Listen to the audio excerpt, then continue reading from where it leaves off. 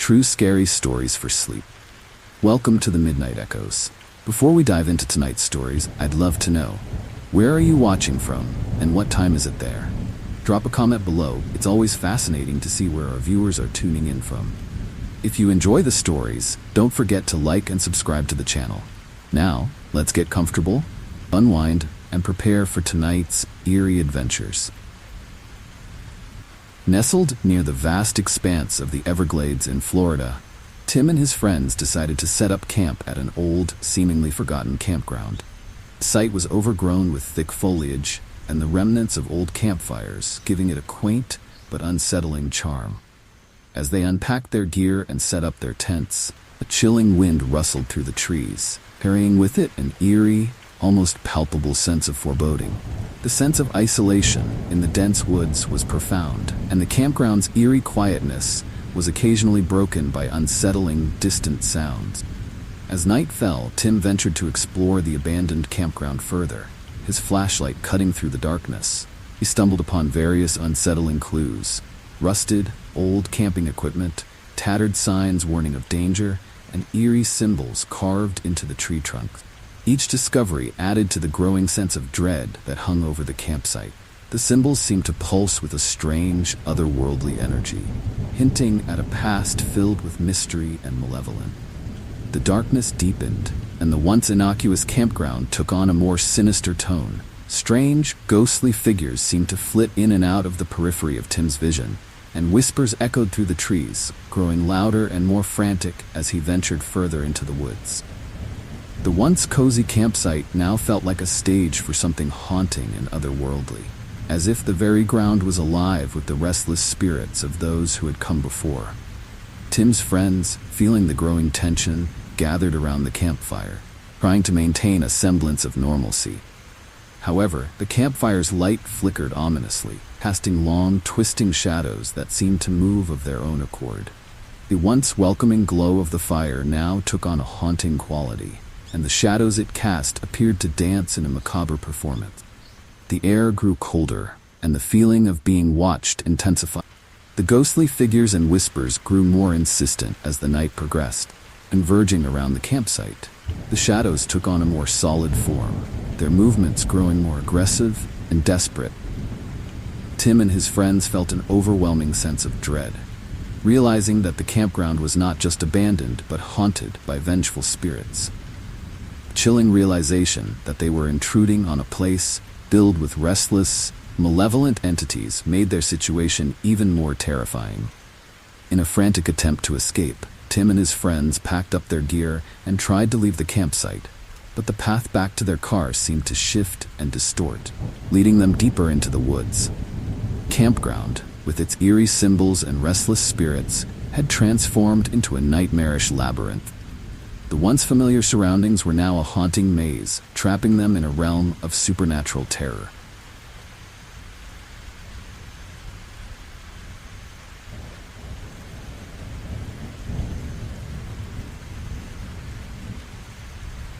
On a desolate highway in rural Wyoming, Robert was driving through the darkness, only sound being the steady hum of his car engine. The road seemed endless, bordered by vast stretches of empty plains that were swallowed by the night. The headlights cut through the darkness, illuminating only a narrow strip of the road ahead. The solitude of the drive was both peaceful and unsettling, and Robert found himself increasingly aware of the oppressive silence surrounding him. Suddenly, Robert noticed something strange. Shadows began to flit alongside his car, moving in and out of the beam of his headlight. At first, he thought it was just his imagination. The shadows grew more distinct and more aggressive. They seemed to stretch and contract, darting closer to his vehicle with an unnerving persistence. The haunting presence of the shadows made the once familiar drive feel like a twisted game of cat and mouse. The shadows began to take on a more defined form, their shapes growing darker and more menacing. They pressed closer to the sides of the car, moving in sync with its speed. The once innocuous drive turned into a nightmarish ordeal as Robert realized that these shadows were not mere tricks of the light but something far more sinister. The sensation of being hunted became overwhelming as the shadows seemed to encroach upon the car, Their movements synchronized with Robert's increasing anxiety. Robert tried to accelerate, hoping to escape the encroaching darkness, but the shadows matched his speed, their presence growing ever more intense. The road seemed to narrow, the shadows closing in from all directions. The feeling of being trapped in a tightening vice became almost unbearable. The once safe highway was now a battleground between Robert and the malevolent darkness that sought to consume him. Desperate to escape, Robert swerved the car, hoping to dislodge the shadows from their relentless pursuit. However, the darkness seemed to adapt, its movements becoming more aggressive and disorienting. The road ahead was obscured by the encroaching shadows, and Robert found himself navigating a perilous path where every turn seemed to lead him deeper into the clutches of the darkness. In a final, desperate attempt to escape, Robert slammed on the brakes, causing the car to screech to a halt. The shadows, momentarily thrown off by the sudden stop, surged around the vehicle in a chaotic frenzy.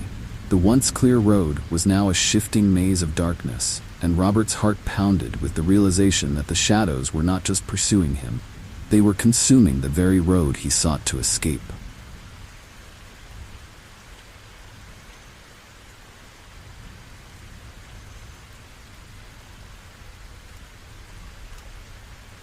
In the remote forests of Michigan's Upper Peninsula, Laura was driving home late one night, her headlights slicing through the dense darkness of the woods. The road wound through the forest like a dark ribbon, and the oppressive silence was occasionally broken by the distant hoots of owls or the rustling of leaves. Laura was enjoying the peaceful solitude when a ghostly figure suddenly appeared in the middle of the road, illuminated by her headlight. The figure was draped in tattered clothes, its face obscured by shadows. It stood motionless, its presence creating an eerie, chilling aura that filled the car with an inexplicable sense of dread. Laura's heart raced as she slammed on the brakes, skidding to a halt just inches from the apparition. The ghostly figure remained unmoving, its stillness adding to the haunting atmosphere of the night. Laura's initial shock gave way to a creeping fear as she tried to comprehend the figure's presence. The apparition seemed to be a warning, a spectral sentinel standing guard against some unseen threat. As she attempted to start her car and back away, the ghostly figure slowly raised a hand, pointing down the road with an unsettling, deliberate gesture. The gesture felt like a dire warning, premonition of something far worse lurking in the darkness. Despite her fear, Laura felt compelled to follow the figure's silent direction.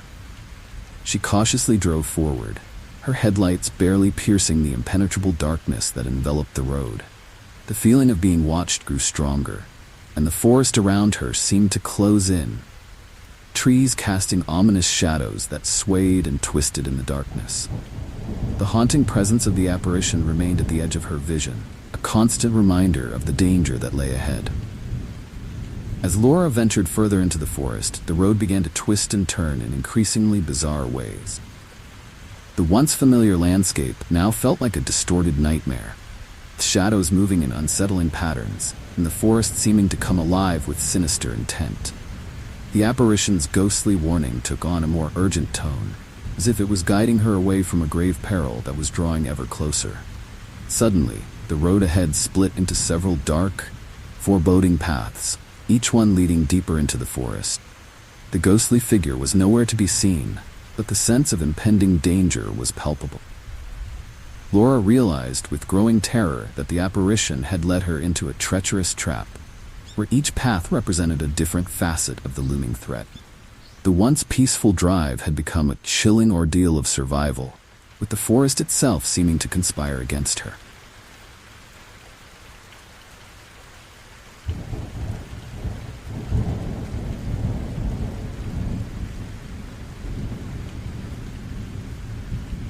Driving through the barren expanse of the Nevada desert, Mark's car sputtered and groaned as it neared empty. The sun had long set, and the desert was shrouded in an oppressive darkness, broken only by the occasional flicker of distant stars. In the midst of this vast nothingness, Mark spotted a faint light in the distance, a gas station that seemed to offer a glimmer of hope amidst the desolate landscape. Relieved, he steered his car towards it, eager to refuel and escape the relentless night.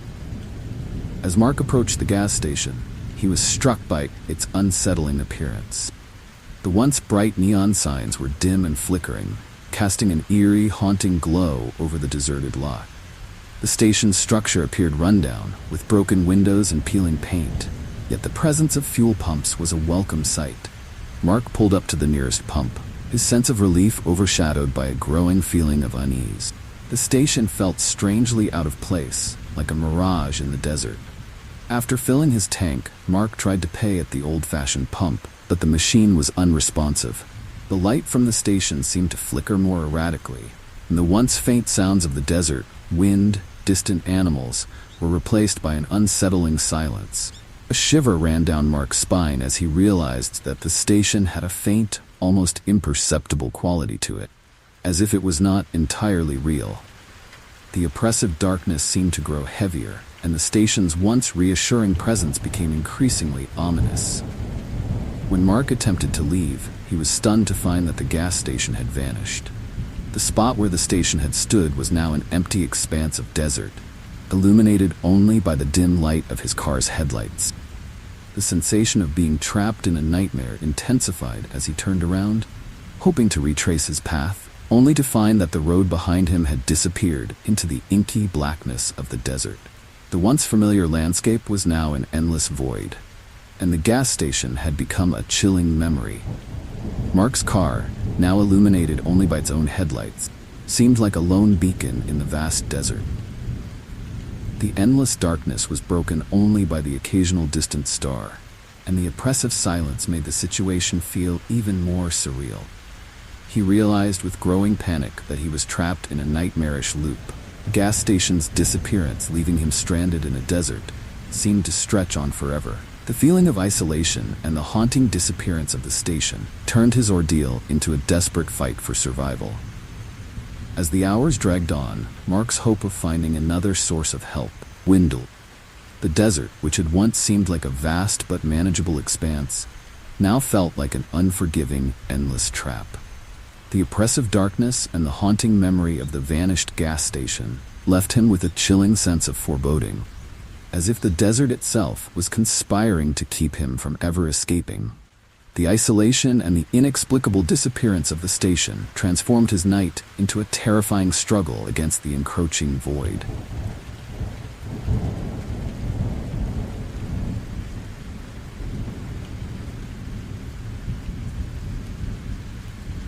In the outskirts of Houston, Texas, Mark found himself driving along a stretch of road notorious for its frequent accidents. The highway seemed to stretch endlessly through the dark, only illumination coming from his headlights. As he drove, a chilling sense of déjà vu began to creep over him, each twist and turn of the road seeming hauntingly familiar. He brushed off the feeling, attributing it to fatigue from a long day's drive, but the unsettling sensation persisted. Suddenly, the road ahead seemed to shimmer and warp, and Mark was jolted as if transported back in time. The scene around him began to change, revealing horrifying glimpses of past accidents, crumpled cars, shattered glass, and the haunting screams of those who had met their end here. Chilling realization dawned on him. He was reliving the fatal moments of these past tragedies. Each new turn brought him face to face with another fatal collision. The scenes were playing with a disturbing clarity. Desperately trying to escape this nightmarish loop, Mark accelerated, hoping to outrun the gruesome vision. The road twisted and turned, seemingly alive with a malevolent force determined to trap him in this macabre cycle. Every attempt to break free only seemed to plunge him deeper into the cursed history of the road. The once familiar highway had transformed into a treacherous labyrinth, with the ghosts of past victims haunting every curve. The spectral apparitions of accident victims began to manifest more vividly, their ghostly forms reaching out as if pleading for help. Mark could feel the weight of their sorrow and anger pressing in on him, their spectral cries echoing in the confined space of his car. It was as if the road itself was trying to pull him into its dark past, determined to add him to its grim tally. The haunting vision of these lost souls was both terrifying and sorrowful, amplifying his desperation. In the outskirts of Houston, Texas, Mark found himself driving along a stretch of road notorious for its frequent accidents. The highway seemed to stretch endlessly through the dark, the only illumination coming from his headlights. As he drove, a chilling sense of déjà vu began to creep over him, each twist and turn of the road seeming hauntingly familiar. He brushed off the feeling, attributing it to fatigue from a long day's drive, but the unsettling sensation persisted. Suddenly, the road ahead seemed to shimmer and warp, and Mark was jolted as if transported back in time.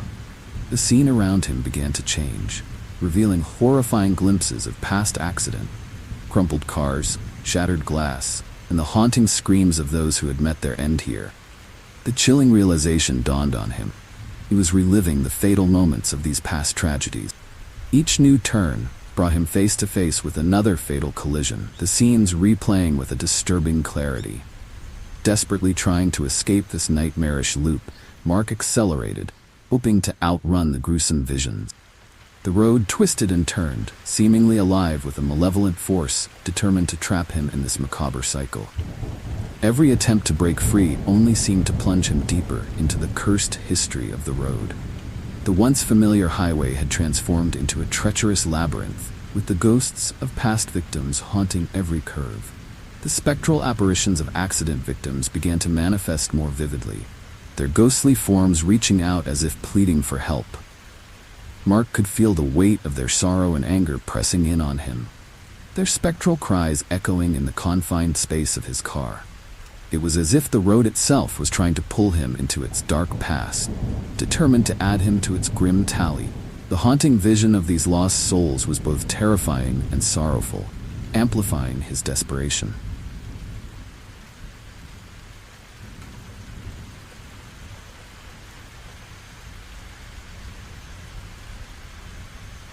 Each mile seemed to stretch into eternity as the road twisted and changed, leading Mark deeper into the heart of the cursed stretch.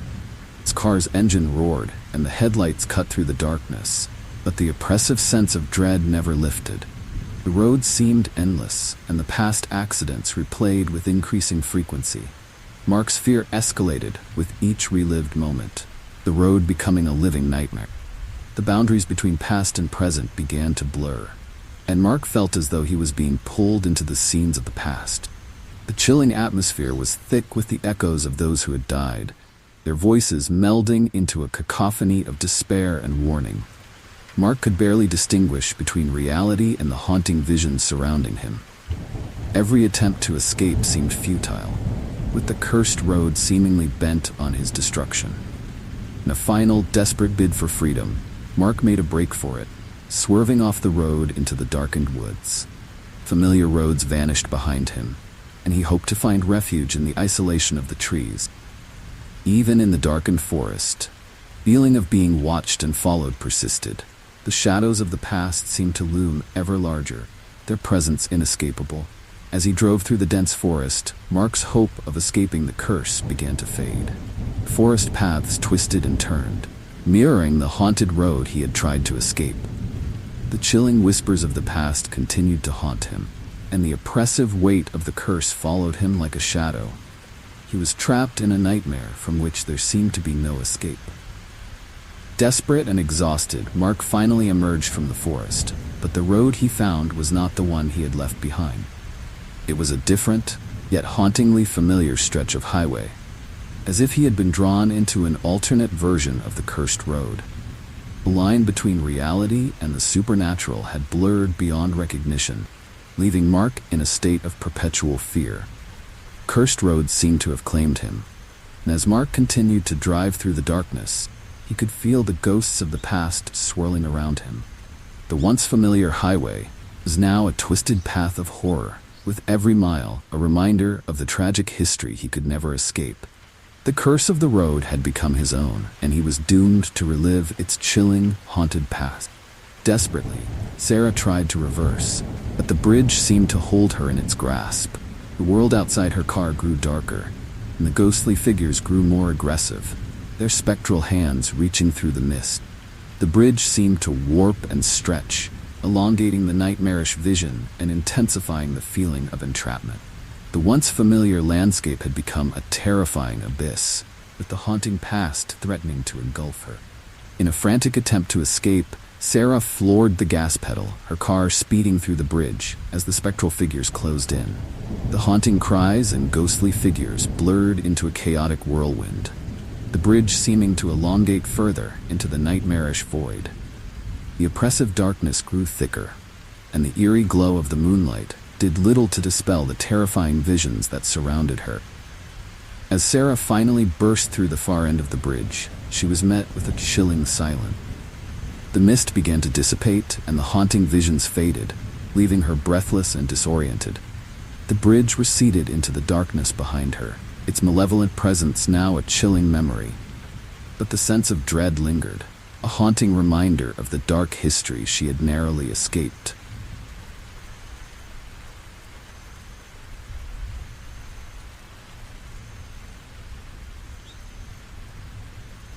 While on a road trip through the rugged landscapes of Montana, Jake took a wrong turn, hoping to find a shortcut to his destination.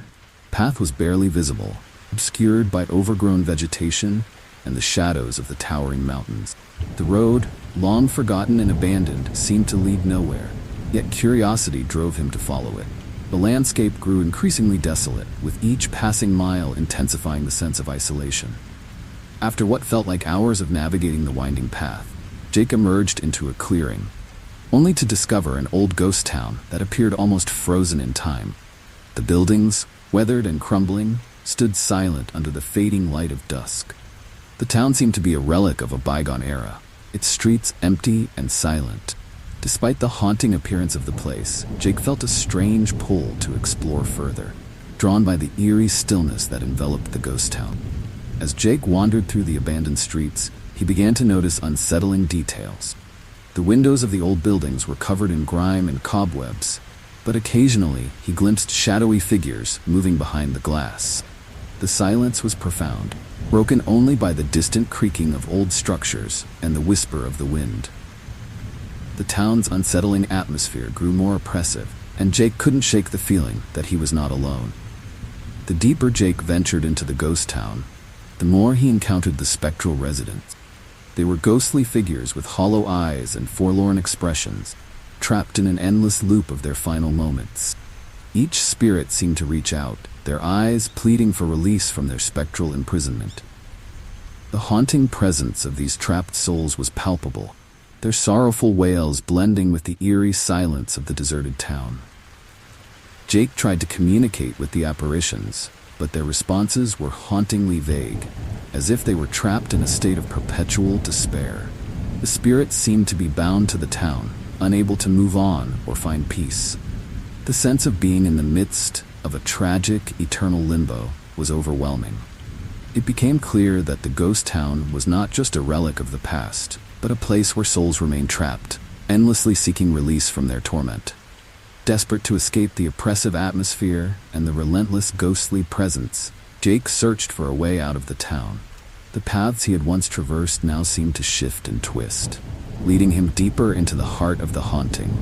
The once clear route out of the ghost town had become a maze of shifting shadows and spectral figures, each turn only deepening his sense of entrapment.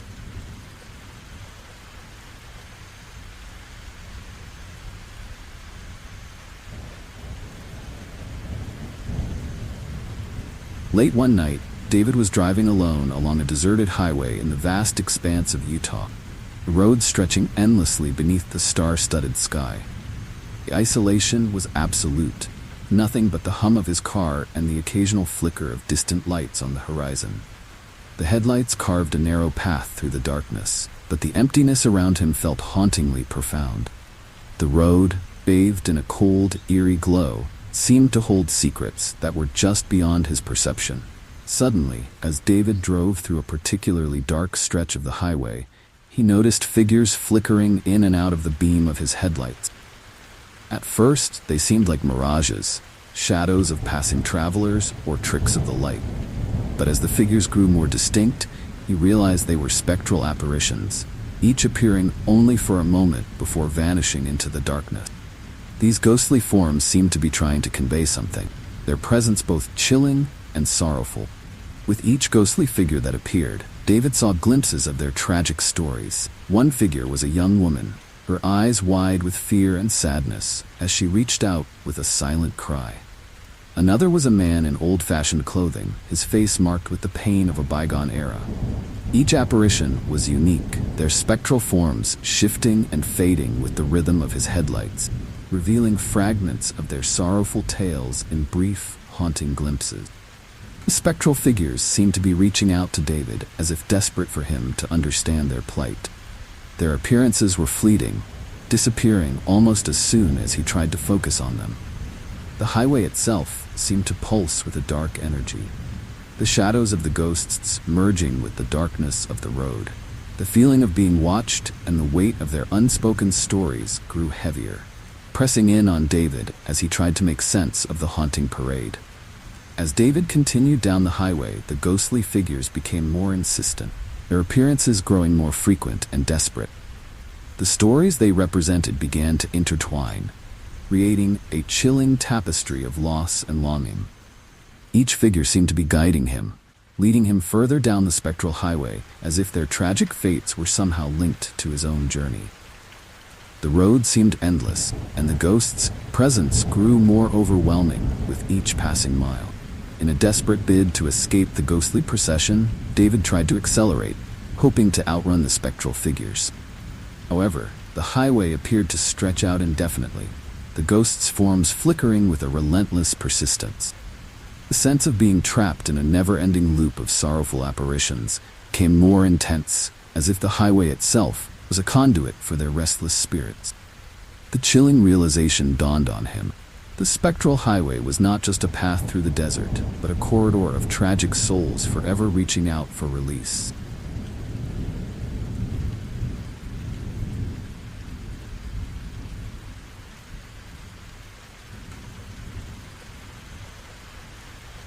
In the heart of the dense woods of Maine, Lisa decided to take a brief detour from her road trip, drawn by the promise of a scenic drive through the forest.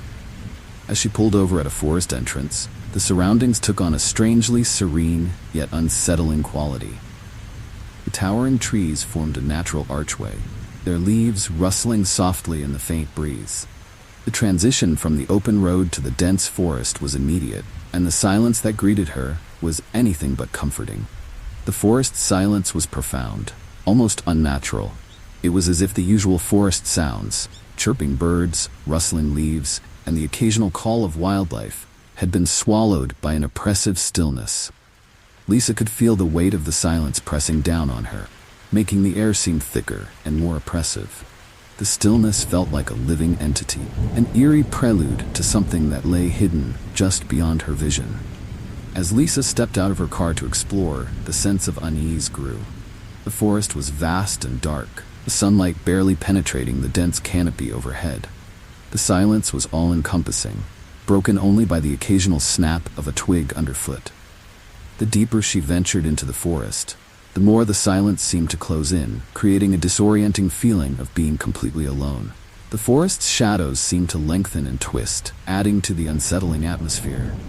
Without warning, the silence was shattered by a sudden rustling in the underbrush. Lisa's heart raced as she scanned the darkness, her flashlight barely cutting through the oppressive gloom. The rustling grew louder and more frantic, as if something or someone was moving swiftly through the forest. The unnerving quiet was replaced by an ominous rustling sound that seemed to follow her every move, amplifying her sense of dread. The source of the disturbance soon became clear. Emerging from the shadows were figures that seemed to materialize from the very essence of the forest. They were shadowy, indistinct forms with vague, menacing shapes. Their presence was accompanied by a haunting whispering that seemed to come from all directions, filling the silence with an eerie chorus of voices.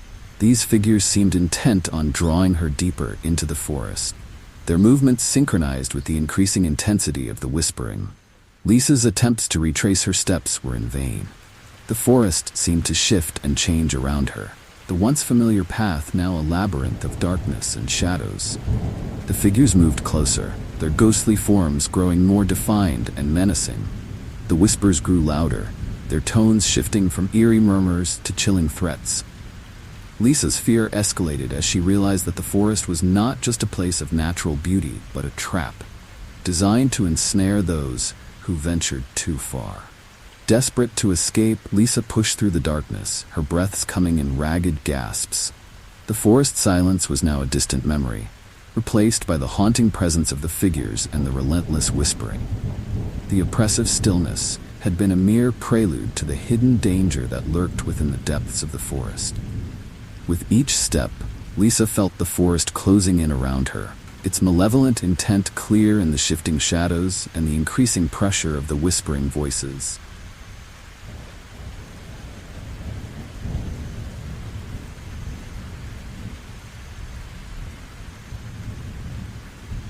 On a quiet evening drive through rural Mississippi, Tom noticed something unusual by the side of the road. The setting sun cast long shadows over the landscape, and there, half hidden by overgrown grass, was an unmarked grave. The grave's simple appearance, with no headstone or marker, struck Tom as both eerie and intriguing. He decided to pull over, driven by a mix of curiosity and a sense of foreboding. The grave seemed out of place in the tranquil countryside, its presence whispering of secrets long buried. As Tom stepped out of his car and approached the grave, a chill ran down his spine. The ground around the grave was disturbed, the soil recently turned as if someone had been there. The air grew colder, and an oppressive silence enveloped him. Tom began to dig carefully, hoping to uncover some clue about the identity of the deceased. What he found instead was a series of old, faded objects. A rusted locket, tarnished ring, and a worn piece of fabric. Each item seemed to tell a story of a life ended too soon. The deeper Tom dug, the more unsettling the atmosphere became. The objects he uncovered were accompanied by a growing sense of unease, as if the grave itself was trying to communicate its anguish. A local legend Tom had heard in passing began to resurface in his mind. A story about a vengeful spirit buried alongside the road, seeking retribution for a betrayal that led to its untimely death. The more he uncovered, the clearer it became that this was no ordinary grave, but one tied to a dark and tragic past. As twilight descended, the grave seemed to come alive with a haunting energy. The air grew thick with an ominous presence, and Tom could feel a palpable sense of anger and sorrow emanating from the disturbed earth. Shadows seemed to lengthen and warp, and the whisper of the local legend grew louder in his mind. The vengeful spirit, according to the tale, was a restless soul seeking justice for a crime committed long ago. Tom began to sense that the spirit's anger was directed at him, the unwitting intruder. The situation escalated quickly as Tom felt an icy breeze brush against his neck. He glanced around, his heart racing, and saw ghostly figures emerging from the darkness. The apparitions were barely visible, their forms shifting and flickering like shadows. They seemed to be reaching out, their spectral hands trying to pull him closer to the grave. The whispers of the vengeful spirit grew louder, their voices a haunting chorus of grief and rage. Desperate to escape the mounting terror, Tom abandoned his digging and raced back to his car. The spectral figures seemed to follow him, their presence growing more oppressive as he tried to flee. The grave, now partially uncovered, seemed to pulse with a dark energy, and the whispering voices echoed in his ears. As Tom sped away, the figures faded, but the sense of dread lingered, leaving him with a chilling memory of the roadside grave and the vengeful spirit lay beneath.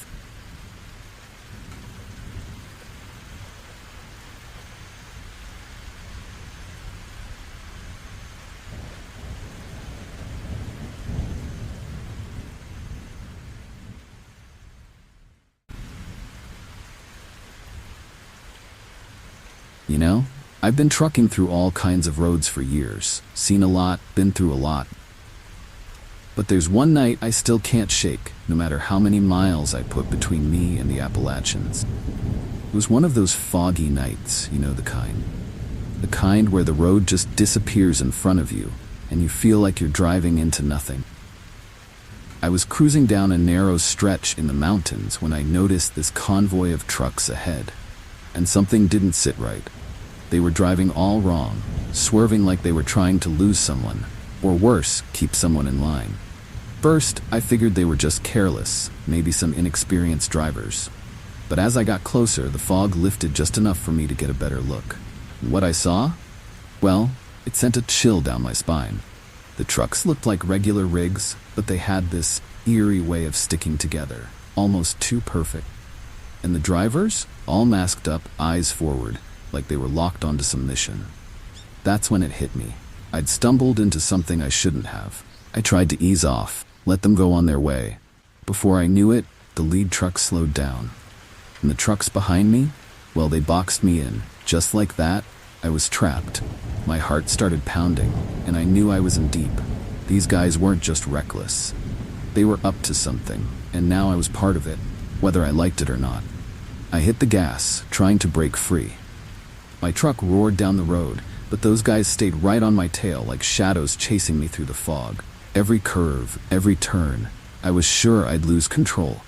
But I couldn't stop. Not now. Not when I could feel their headlights burning into the back of my rig, like they were hunting me down. Then, out of nowhere, I heard a crash. One of the trucks behind me hit something, hard. I didn't look back. I didn't have time to. My only focus was on the road ahead, but the fog kept creeping back in, thick and suffocating. Felt like the mountains were closing in on me, the dark trees on either side standing tall like silent witnesses. It was eerie, and I could feel the panic rising in my chest. But I couldn't panic. Not yet. There was a sharp turn up ahead, one I knew could either save me or send me straight off the mountain. I took it. Tires screeched, and for a moment I thought I'd lost it. But I held on, gripping the wheel like my life depended on it. 'Cause, honestly, it did. As I rounded that bend, the headlights behind me disappeared, swallowed up by the fog and distance. Thought I was in the clear. That feeling of safety didn't last. You ever feel like you're being watched even when you're alone? That's what it was like. I pulled into this old, run-down rest stop, parked my truck, and just sat there, staring out into the darkness. My pulse was still racing, and I couldn't shake the feeling that they were still out there, waiting for the right moment. Minutes turned into what felt like hours, and the quiet only made it worse. It was too quiet. I kept thinking about those trucks, those masked drivers, and the way they moved in perfect sync, like they had done this before. It was chilling. I didn't know what they were running, but I knew I wanted no part of it. Then, just as I was starting to relax, thinking maybe I'd outrun them, I saw it. A pair of headlights in the distance, slowly coming toward me. My heart dropped. They hadn't given up. They weren't done. And suddenly, I realized I wasn't just running from them. I was running from whatever secret they were protecting. Something haunting. Something dangerous. I threw my truck into gear and hit the road again, not looking back this time. I didn't care where I was going, as long as it was far, far away from that eerie convoy. That night taught me something. Sometimes it's not what you see that scares you. It's what you don't.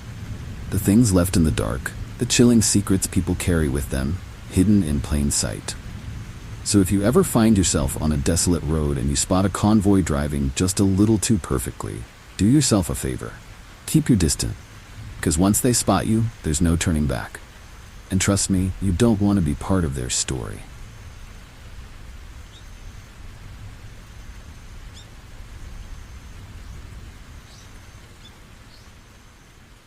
You ever been so low on gas, you could practically hear the engine begging for mercy? That was me, smack dab in the middle of the Arizona desert, sun dipping low on the horizon. I'd been driving for hours, and my gas gauge was hovering on empty. Just when I was about to give up hope, I spotted this gas station in the distance, like a mirage in the middle of nowhere. It looked old, abandoned even, but I didn't have much choice. As I pulled in, the place was eerily quiet, not a soul in sight. There were no cars, no signs of life, and the pumps looked like they hadn't seen a customer in years. Desperate times, right? I got out, filled up my tank, and as I stood there, I couldn't shake the feeling that something was off. Air was still, too still. Even the wind seemed to avoid this place. I tried to pay, but the card reader was dead, so I figured I'd pay inside. The door creaked open, revealing a dark, empty shop. Shelves were covered in dust, and the lights flickered like something out of a bad horror movie. No one was there. No clerk, no nothing. Just this eerie, abandoned feeling that made my skin crawl. I left some cash on the counter, didn't want any trouble, and got the hell out of there. I hit the road again, feeling a little uneasy, but glad to be moving. Then, Not 5 miles later, I saw it again. Same gas station, sitting there like I hadn't just left it.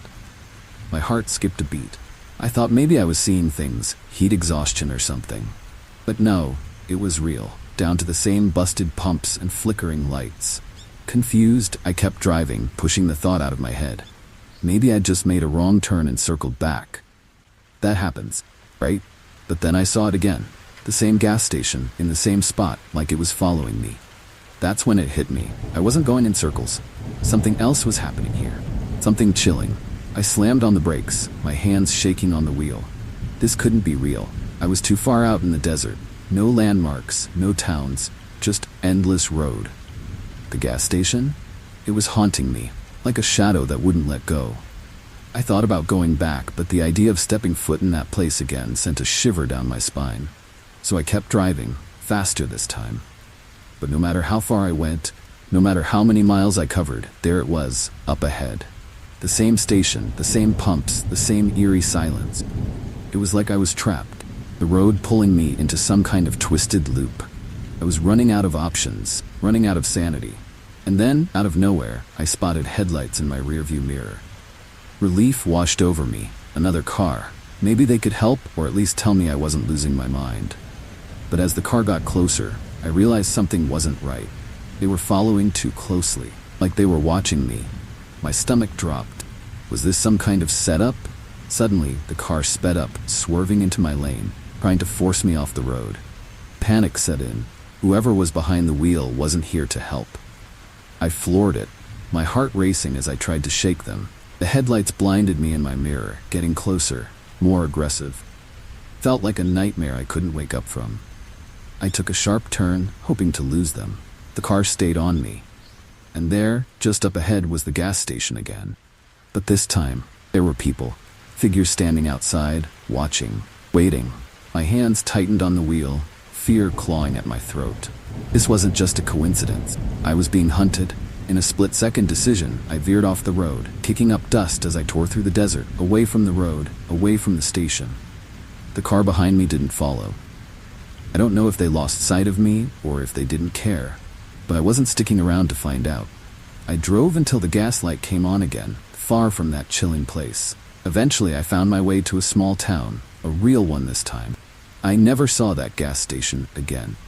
But I'll tell you this, you're ever out in the Arizona desert, running low on gas, and you see an old, broken-down station, keep driving. Don't stop. You never know what might be waiting for you out there.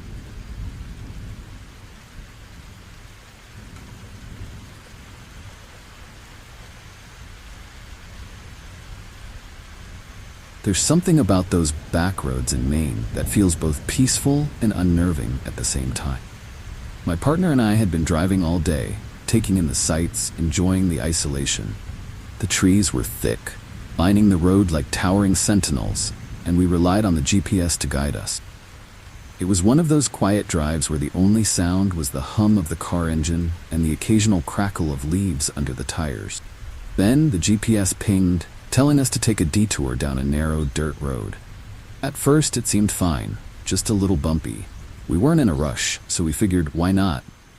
But as the road grew narrower, we started getting that eerie feeling, like the woods were closing in on us. The trees loomed taller, the light fading as dusk settled in.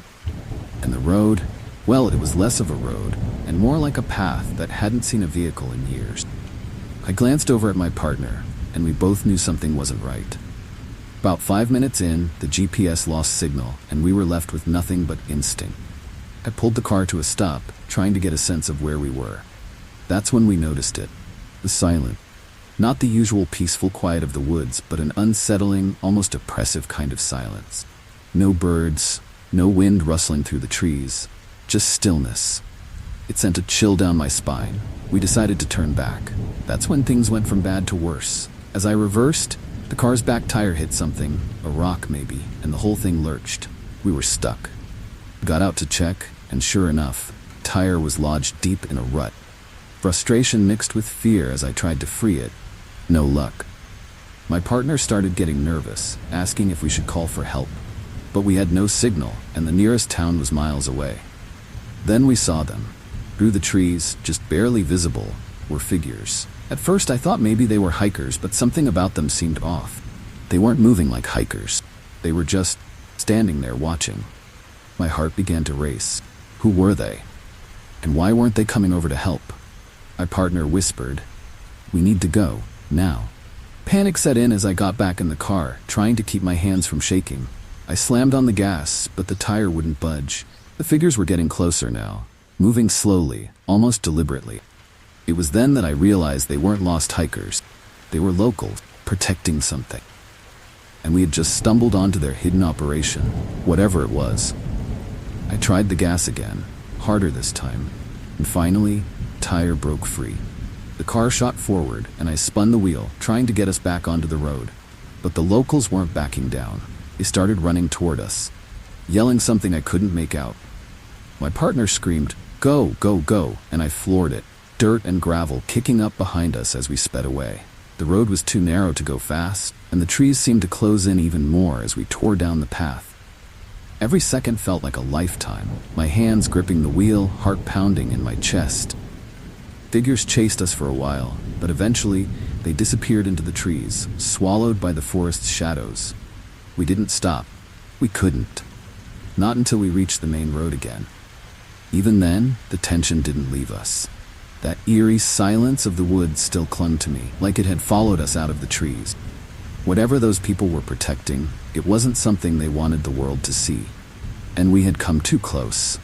It took us hours to calm down, feel like we were safe again. That night changed everything for us. We learned that not every road leads somewhere you want to go, and sometimes those hidden paths are best left alone. If your GPS ever tells you to take a detour in the middle of nowhere, do yourself a favor, don't take it.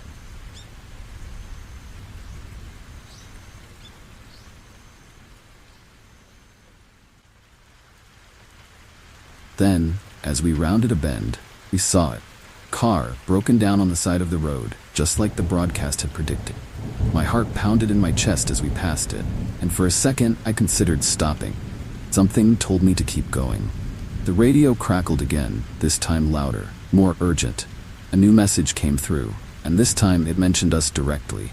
The voice described our car, right down to the make, model, and color, and said we'd be involved in a collision within the next 10 miles. I felt a cold sweat break out on my forehead. My partner grabbed my arm, face pale. "This isn't normal," she whispered, her voice trembling. I could barely think straight, my mind racing. What was happening? How could the radio know so much? Then, out of nowhere, headlights appeared in my rearview mirror. A van, tailgating us, way too close for comfort. My pulse quickened. It was like they were trying to push us off the road. I tried to speed up. The van matched our pace. The broadcast continued in the background, and the tension was unbearable.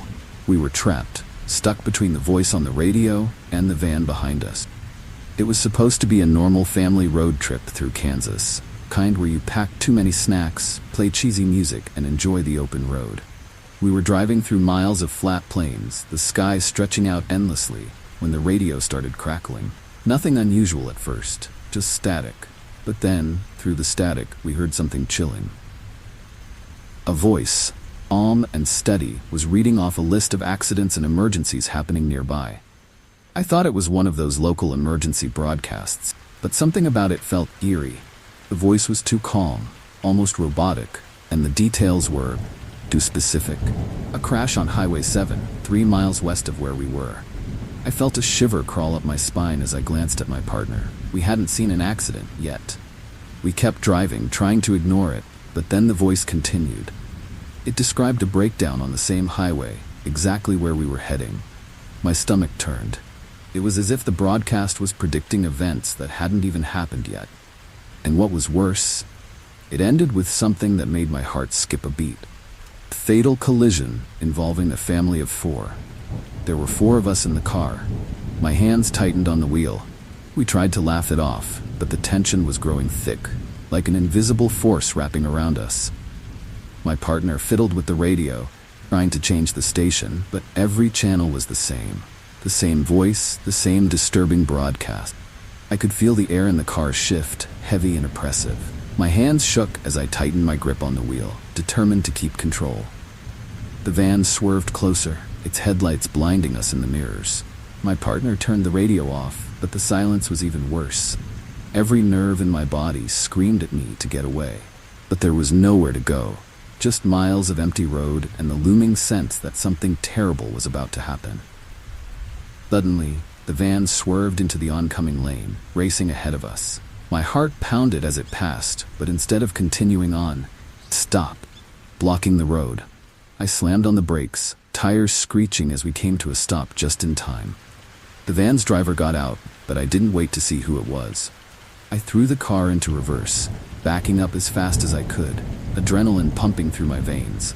We took the nearest exit, speeding away from the highway, from the van, and from whatever was controlling that radio. We didn't stop until we reached a small diner, miles away from where it all happened. As we sat there, trying to catch our breath, I couldn't shake the feeling that we had narrowly escaped something far worse than a collision. The radio never played that broadcast again, but I'll never forget it. Sometimes I wonder what would have happened if we hadn't listened.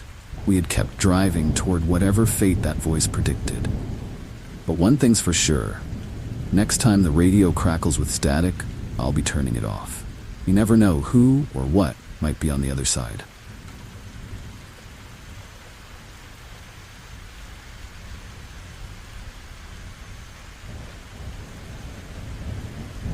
It was just another late-night run. I'd been driving for hours, the road stretching out endlessly in front of me.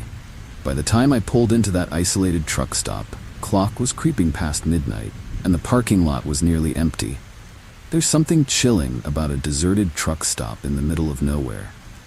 The only light came from a flickering neon sign, casting eerie shadows across the pavement. But all I needed was some coffee and a few minutes to stretch my legs before getting back on the road. As I stepped inside, the place was as empty as the lot. Few tables scattered around, an old counter with one tired-looking coffee machine sputtering away. I filled up my cup and leaned against the counter, savoring the warmth. That's when I noticed him, a man sitting in the corner, staring out the window. He looked out of place, wearing a dirty jacket, his face hidden in shadows. Something about him made my skin crawl. I tried to ignore it, but as I turned to leave, he spoke. "Long haul tonight, huh?" His voice was low, almost too calm for someone sitting alone at a truck stop this late. I nodded, not wanting to get into a conversation. But he kept talking. "You headed toward I-70? Dangerous road this time of night." That caught my attention. I hadn't mentioned where I was going. My heart started to pound as he continued. "You should be careful. There are people out there, looking for trucks like yours. Big rigs, valuable cargo. They don't care who's driving." His eyes flicked toward me, cold and calculating. I didn't like the way he was looking at me, like he knew more than he should. I felt an eerie sense of dread creeping in, like the air in the room had suddenly turned heavier. I mumbled something about needing to get back on the road and headed for the door. As I reached for the handle, he called after me, "Watch your back out there." The words sent a chill down my spine, but I shook it off. People talk, rumors spread. I wasn't going to let some stranger at a truck stop mess with my head. I got back in my rig, started the engine, and pulled out onto the highway. The night felt darker, the road stretching out like a black ribbon in front of me. I tried to push the man's words out of my mind, but they clung to me, haunting my thoughts. I kept checking my mirrors, expecting to see something, anything, following me. But there was nothing, just empty highway. That's when the headlights appeared, far behind me at first, but getting closer. I tried to shake off the feeling of unease. The truck from the stop was gaining on me, fast. My heart raced. Was it him? Was this what he'd meant by people looking for trucks? I wasn't about to wait and find out. I pressed down on the gas, the engine roaring as I sped up, but the headlights stayed locked onto me. Panic set in as the truck tailgated me, its high beams blinding me through the mirrors. I swerved, trying to shake it, but it only got closer, almost forcing me off the road. My pulse pounded in my ears, and the road ahead blurred as I tried to focus. Whoever was behind me wasn't just messing around. They were trying to run me off the road. I had no choice. I needed to lose them, and fast. Up ahead, I spotted a turnoff, a narrow road leading into the woods. I took it, tires screeching as I turned sharply, hoping to disappear into the trees. The truck followed, but the road was too tight for both of us. I could hear the crunch of gravel and the roar of their engine as they tried to keep up. The darkness closed in around me as I sped down the dirt road, branches scraping against the sides of my rig. The truck behind me slowed, its headlights fading into the distance. I wasn't sure if they'd given up or if they were just waiting for another chance. But I didn't stop. I kept driving until I reached a small rest area miles away, hidden from the highway. I parked the truck and sat there, heart still racing, hands gripping the wheel. The stranger's words echoed in my head. "Watch your back out there." He knew. Somehow, he knew. I wasn't sure if he was part of it or just a warning, but one thing was clear. There are dangerous people out there on those empty roads. People who see truckers as easy targets. I never saw that man again, and I never drove that route at night after that. Sometimes you get warnings you shouldn't ignore, even if they come from the last person you'd expect. Next time you're at a truck stop and a stranger gives you advice, maybe it's best to listen. You never know what might be waiting for you on the road.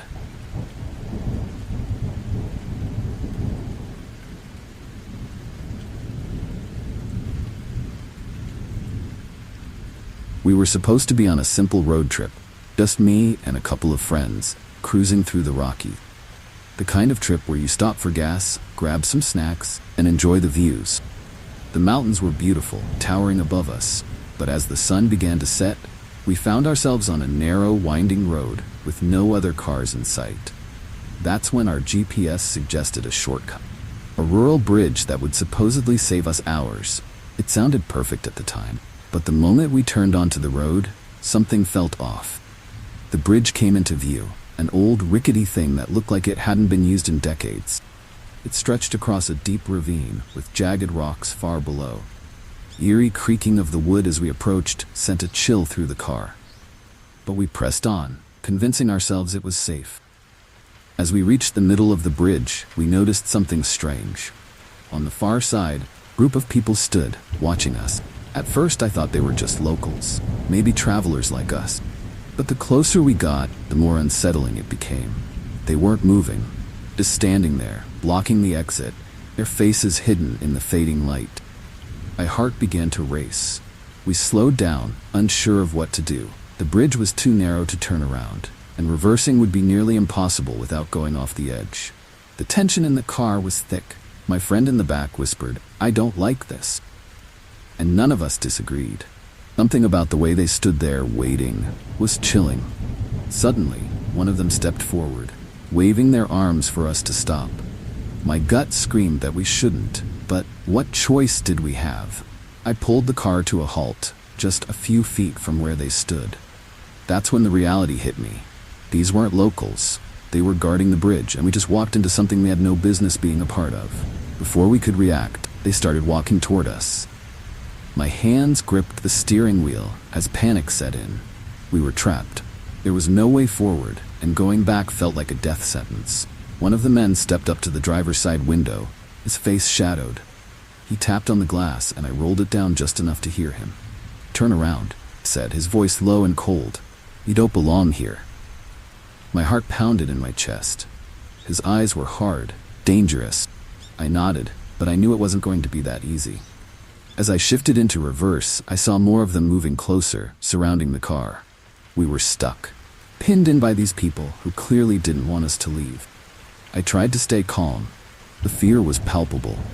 My friends were whispering, panicking, and I could feel the walls closing in. The bridge groaned under the weight of the car as we inched backward, but the group wasn't backing off. They were closing in, slowly but surely. One of them banged on the back window, and I nearly lost it. "Go faster," my friend yelled, her voice shaking. The bridge was narrow, too narrow for us to make a quick escape, but we had no choice. I slammed on the gas, praying the tires wouldn't slip off the edge. Car lurched backward, and for a moment, I thought we were going to make it. But then, out of nowhere, one of the men threw something at the windshield. It shattered, glass flying everywhere. Panic turned into full-blown terror. I floored it, the car swerving dangerously close to the edge of the ravine. My friends screamed, gripping their seats as I fought to keep us on the bridge.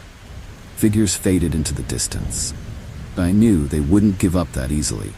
They wanted us gone, and they'd make sure we didn't talk about whatever we'd seen.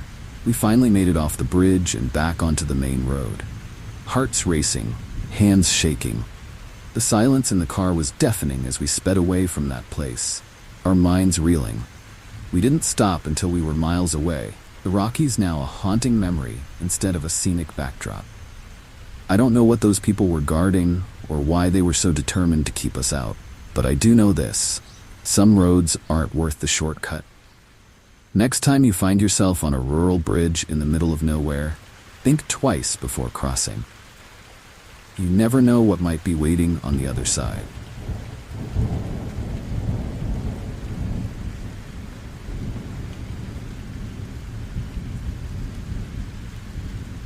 It was late, and we were driving through the desolate back roads of Texas. Kind of roads where you can go miles without seeing another car. My partner and I were heading home from a long trip, and the sky was pitch black, with only the faint glow of our headlights cutting through the night. That's when we saw him, a man standing on the side of the road, waving us down. He looked rough, like he'd been out there for hours. We pulled over, not because we wanted to, but because something about his desperate expression got to us. He stumbled over to the car, limping slightly, and when we rolled down the window, he asked if we could give him a ride. His voice was shaky, like he'd been running from something. "Please," he said, "someone's after me." It sent a chill down my spine, but I didn't want to leave him stranded. Against my better judgment, we let him in. He looked paranoid, constantly glancing over his shoulder as if expecting something or someone to appear out of the darkness. "What happened?" I asked, trying to sound calm, but the unease in my chest was growing. He didn't answer right away, just muttered something about a truck that had been following him for miles. He said they'd tried to run him off the road, and now he was running for his life. The road stretched on in front of us, and with every mile, the tension in the car grew thicker. My partner and I exchanged nervous glances, but we didn't say much. It wasn't long before I noticed headlights in the rearview mirror. My heart sank. A truck was coming up behind us, and fast. "Is that them?" my partner whispered, her voice barely above a whisper. The man in the back seat stiffened, his eyes wide with fear. "That's them," he muttered. "They found me." My hands tightened on the steering wheel as the truck closed in, its headlights blinding us through the mirrors. My stomach twisted with dread. Whoever was behind the wheel wasn't playing around. The truck swerved closer, and I realized this wasn't just about the hitchhiker. Now, we were part of it too. I hit the gas, trying to put some distance between us and the truck, but it stayed right on our tail, engine roaring like a beast chasing its prey. The road was long and straight, no turnoffs, no way to lose them. My heart pounded in my chest as the truck swerved closer, the headlights burning into the back of our car. I could feel the panic rising in the car, everyone's breath quickening, the sense of doom closing in. The truck came even closer, its front bumper almost touching ours. It was playing a dangerous game, one that could end in disaster if I didn't keep control. My partner was gripping the seat, eyes wide with terror, and the hitchhiker was muttering under his breath, like he knew what was coming. I had to think fast. There had to be a way out. Up ahead, I saw it, a narrow dirt road, barely visible in the dark, but it was my only option. I swerved onto it, the tires kicking up dust as we sped down the bumpy path. Truck followed for a moment, but then, just as suddenly as it had appeared, it stopped. I glanced in the mirror, and the headlights were gone. The truck had vanished into the night. We slowed down, the car rattling on the rough road. For a moment, none of us spoke, the air in the car thick with the eerie quiet that followed the chase. My heart was still racing, and I could feel the adrenaline coursing through me. The hitchhiker slumped back in his seat, eyes closed, as if he'd just escaped a nightmare. But something about it didn't feel over. We dropped him off at the nearest town, a quiet little place where he disappeared into the night without saying much more. My partner and I were left sitting in the car, the reality of what had just happened sinking in. We had barely escaped with our lives. The whole drive home, I kept checking the mirrors, half expecting to see those headlights appear again, but they never did. Even now, I can't shake the feeling that we were caught up in something far bigger than just a hitchhiker running from a truck. It felt like we'd stepped into someone else's nightmare, and we were lucky to have gotten out. But if I ever see a hitchhiker waving me down on a deserted road again, I don't think I'll stop. Sometimes it's better to keep driving.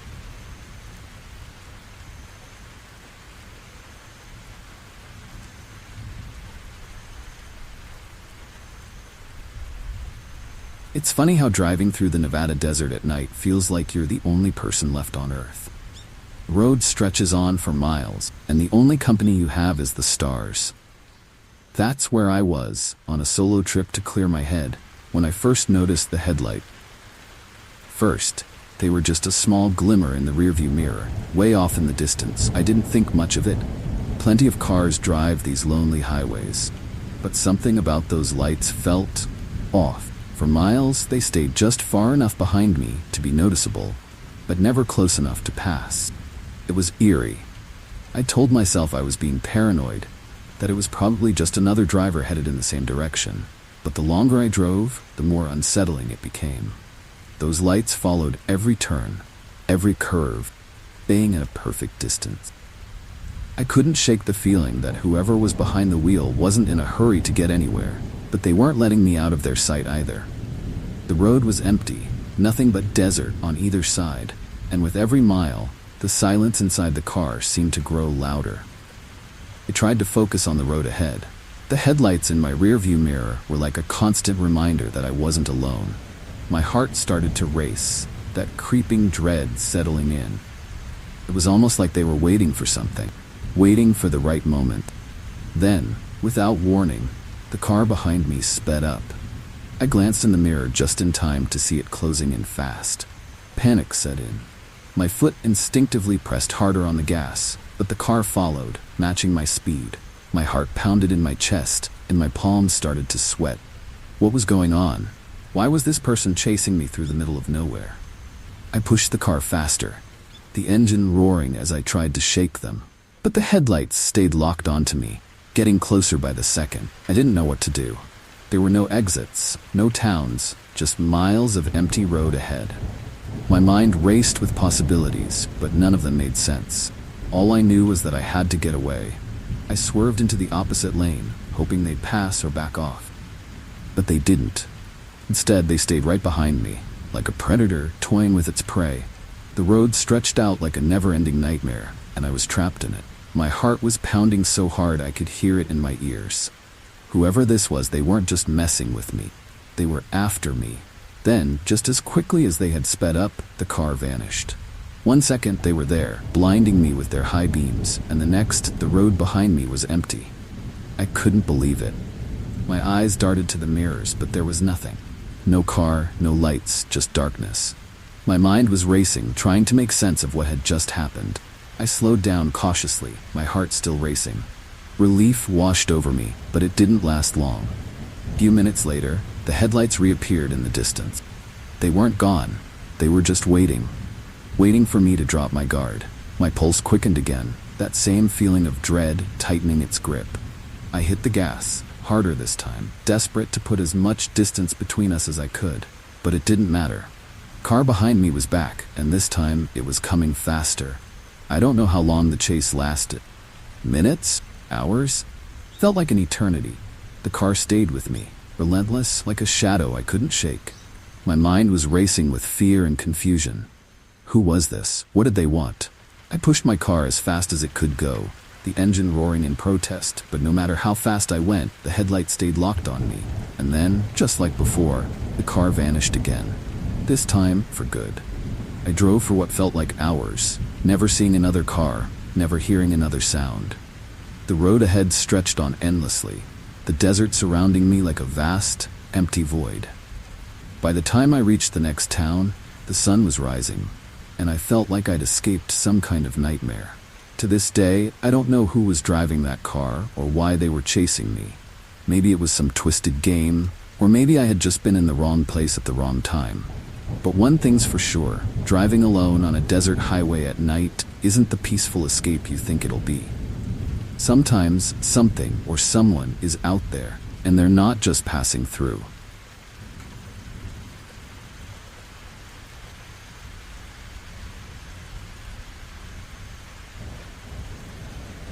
It started as a normal bus ride, nothing out of the ordinary. We were heading through the Louisiana Bayou, miles from the nearest town.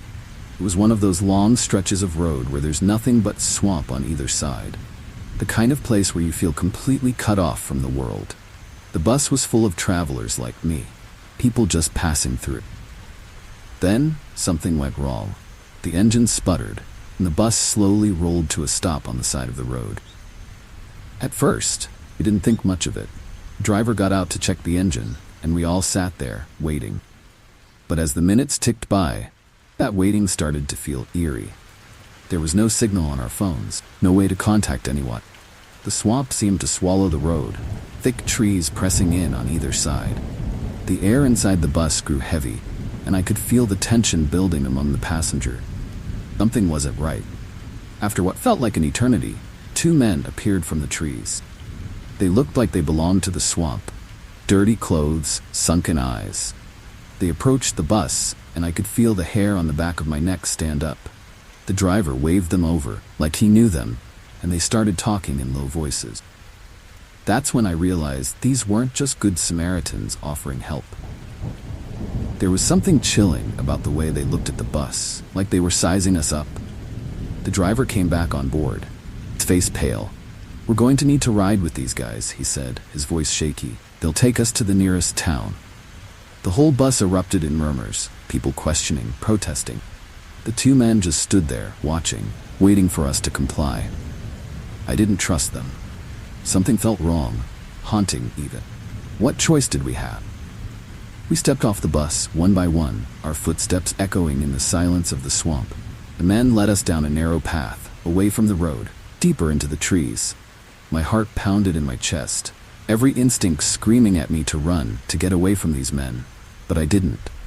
None of us did. We followed, like sheep being led to the slaughter.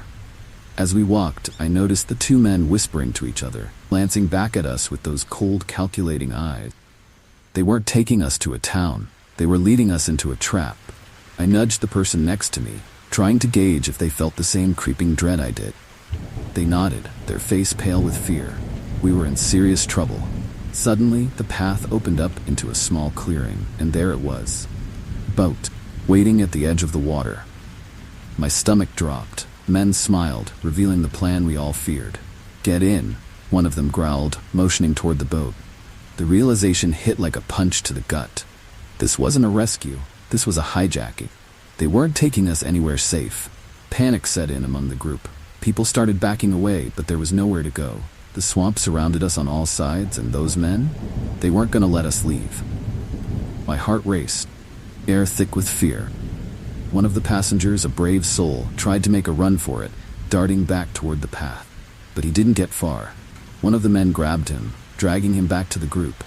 I knew we had to act fast. If we didn't, we'd be at their mercy. I whispered to the others, telling them we needed to make a break for it all at once. Strength in numbers, right? They hesitated, fear gripping them as tightly as it did me. But we didn't have time to hesitate. The men were growing impatient, their faces darkening with anger. On the count of 3, we made our move. Chaos erupted as we scattered in different directions, running through the trees, desperate to escape. I could hear the men shouting behind us, their footsteps crashing through the underbrush. My heart pounded as I pushed through the thick swamp, branches whipping against my face. I didn't look back. I ran until I couldn't hear them anymore. Until the only sound was the ragged breath in my chest and the distant croak of frogs in the swamp. Somehow, I made it back to the road, my legs shaking, my clothes soaked with sweat. Few others stumbled out behind me, just as shaken as I was. But not everyone made it. Some were still out there, trapped in the swamp, in the hands of those men. We flagged down a passing car and got to safety. But the memory of that day still haunts me. The bayou might look peaceful, but there are dark things hiding in those trees. If you ever find yourself stranded in the middle of nowhere, remember, sometimes the people offering help are the ones you need to run from. We were lucky to escape.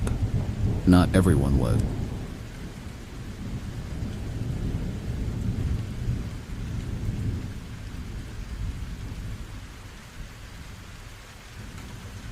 I've always been a careful driver, especially at night when the highways are nearly empty.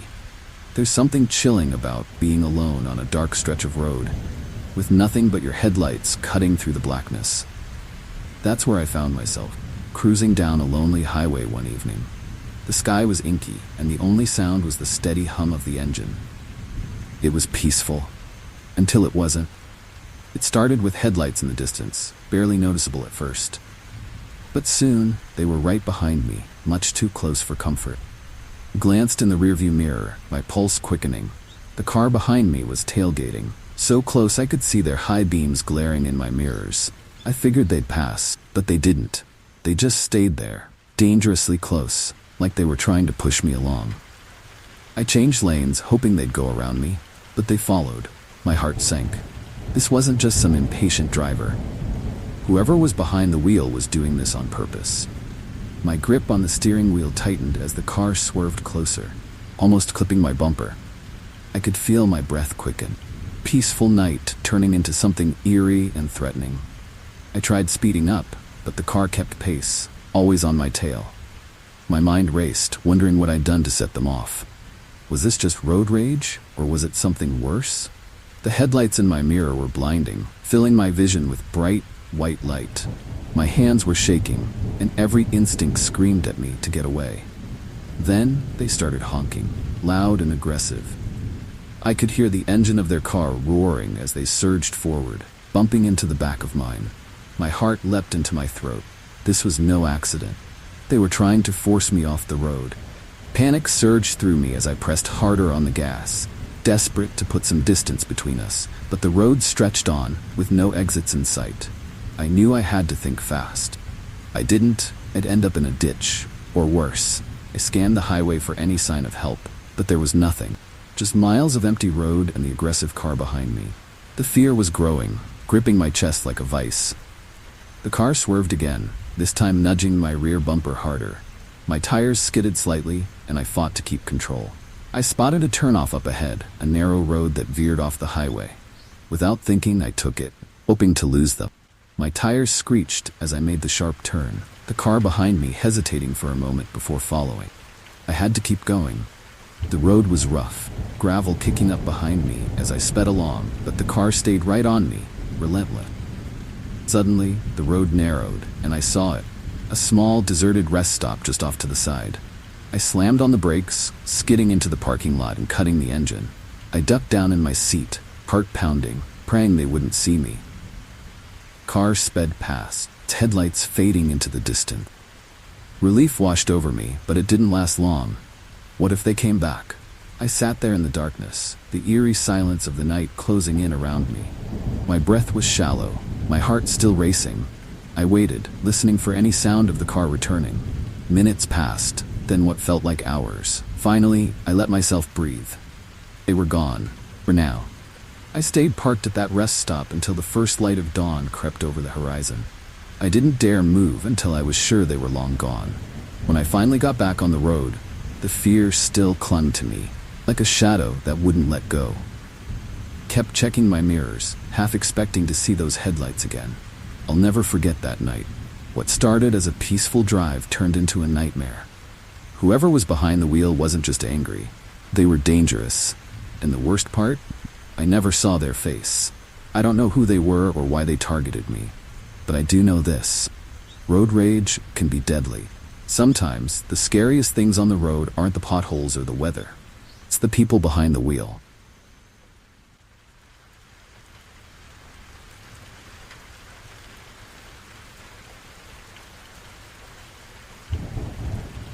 We were on a family vacation, just cruising through the winding roads of Colorado, admiring the mountain views. The kids were in the back, playing on their tablets, and I was at the wheel, enjoying the peaceful drive. We'd been driving through tunnels all day, kind that cut through the mountains and give you a break from the winding roads. But this one felt different.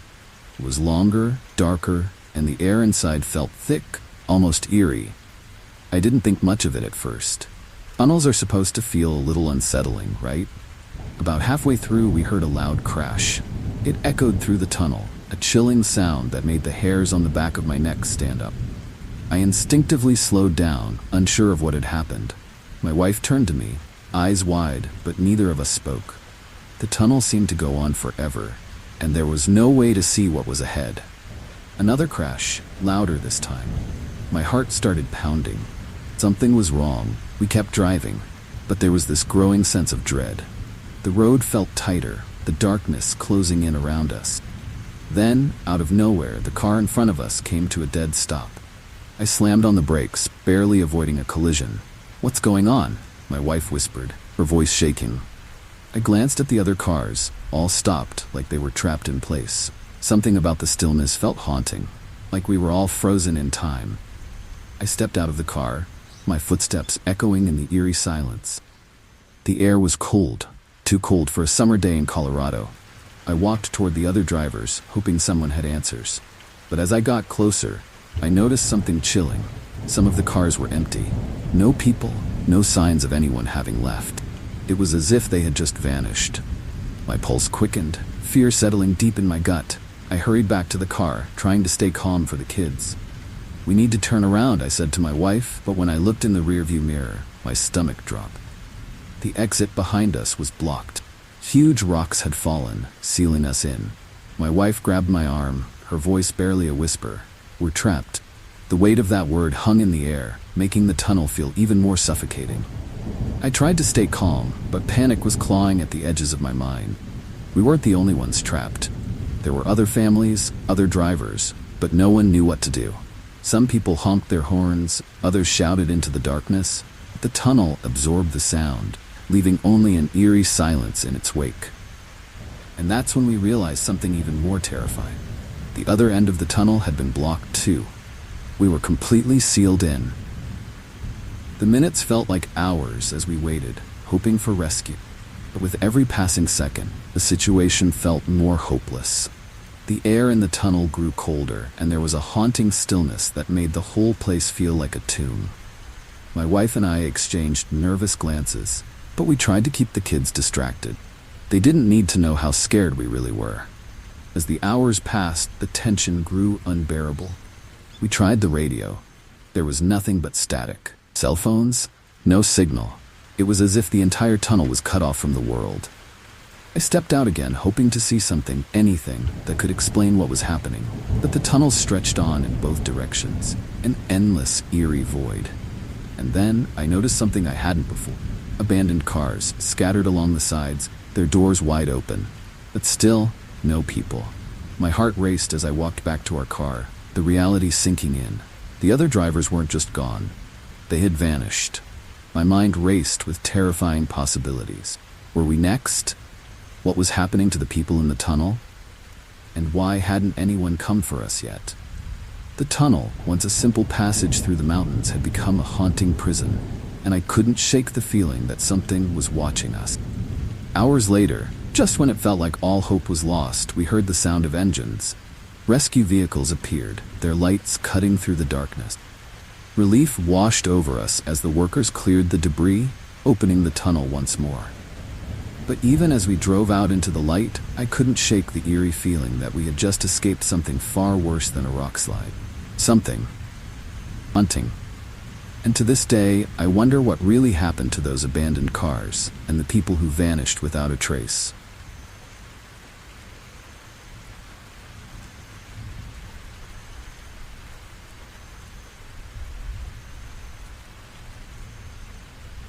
It was supposed to be a quick drive across Texas. You know, one of those long, endless highways where the heat rises off the asphalt and the desert stretches out forever. I was cruising along, windows down, music playing, not a care in the world. The sky was cloudless and the sun was relentless. It was the kind of heat that feels like it's pressing down on you, making every breath a little harder. That's when it happened. My engine started to sputter. At first, I thought it was just a hiccup. Maybe a little overheating from the scorching sun. But within minutes, the engine gave up completely. My car coasted to a stop, the temperature gauge spiked, and there I was, stuck in the middle of nowhere with no signal and no shade in sight. The highway was deserted, not a single car in either direction for as far as I could see.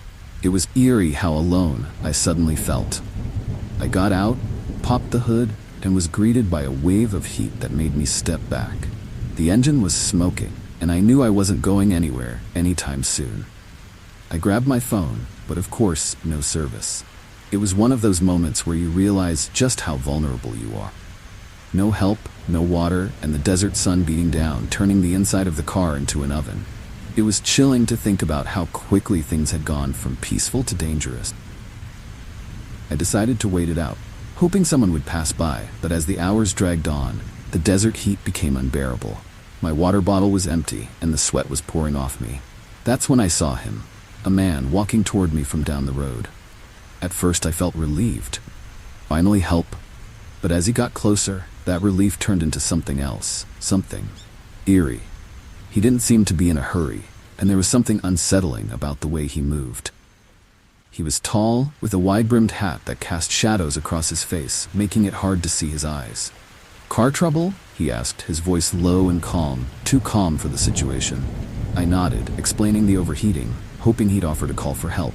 Instead, he just smiled, this slow, unsettling smile that sent a shiver down my spine. "I can help," he said, "but it'll cost you." Now, I didn't have much cash on me, and something about his tone made me uneasy. I told him I didn't have much, just enough to maybe get a tow. But he shook his head, still smiling. "Oh, it's not money I'm after." That's when my stomach dropped. There was something haunting about the way he said it, something that made me instinctively take a step back. He was close now, too close for comfort, and I realized I was completely alone with this man, in the middle of nowhere. Panic started to creep in, but I tried to keep my cool. I thanked him for the offer and told him I'd just wait for someone else to come by. But he didn't budge. He just stood there, watching me, that eerie smile never leaving his face. The silence between us was thick, and every second felt like an hour. My mind was racing, trying to figure out how to get out of this situation. Then, without warning, he stepped even closer, his voice dropping to a whisper. "You're not going to make it out here," he said, "not without my help." My heart was pounding now, and I knew I had to do something. I thanked him again, this time with more urgency in my voice, and turned to get back in the car, hoping he'd take the hint and leave. But as I reached for the door, he grabbed my arm.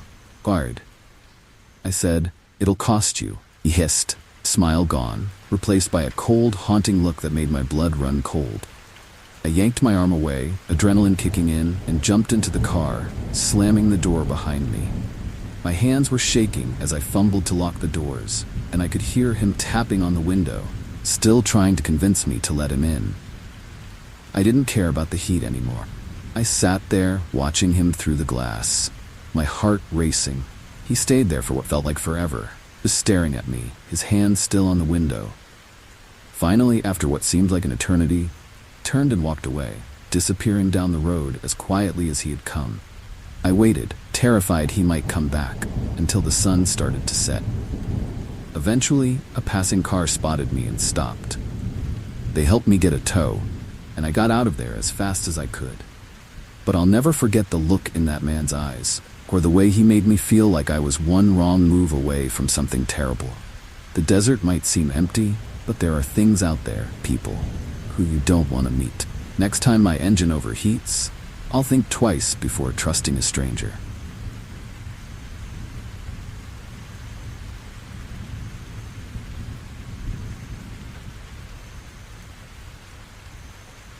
It was late, way past the time we should have been on the road. My friend and I had been driving through endless stretches of highway, the kind where you can go miles without seeing another car. The night was still, almost too quiet, with nothing but the hum of the engine to keep us company. We'd been talking about everything and nothing, just trying to stay awake. That's when we saw it. Car pulled over on the side of the road, its hazard lights flashing. At first, we didn't think much of it. People break down all the time, right? But something about it felt off. Car was just sitting there, no one outside, and the road was eerily deserted. Still, we figured we should help. Maybe someone was inside, waiting for assistance. We pulled over, and as soon as we did, I felt this strange sense of dread. We'd just made a mistake. My friend looked at me, his eyes saying the same thing.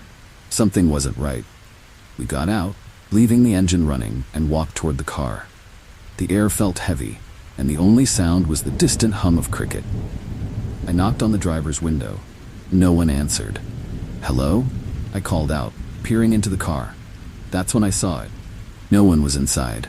The car was completely empty. My stomach tightened. Why would someone leave their car like that in the middle of nowhere?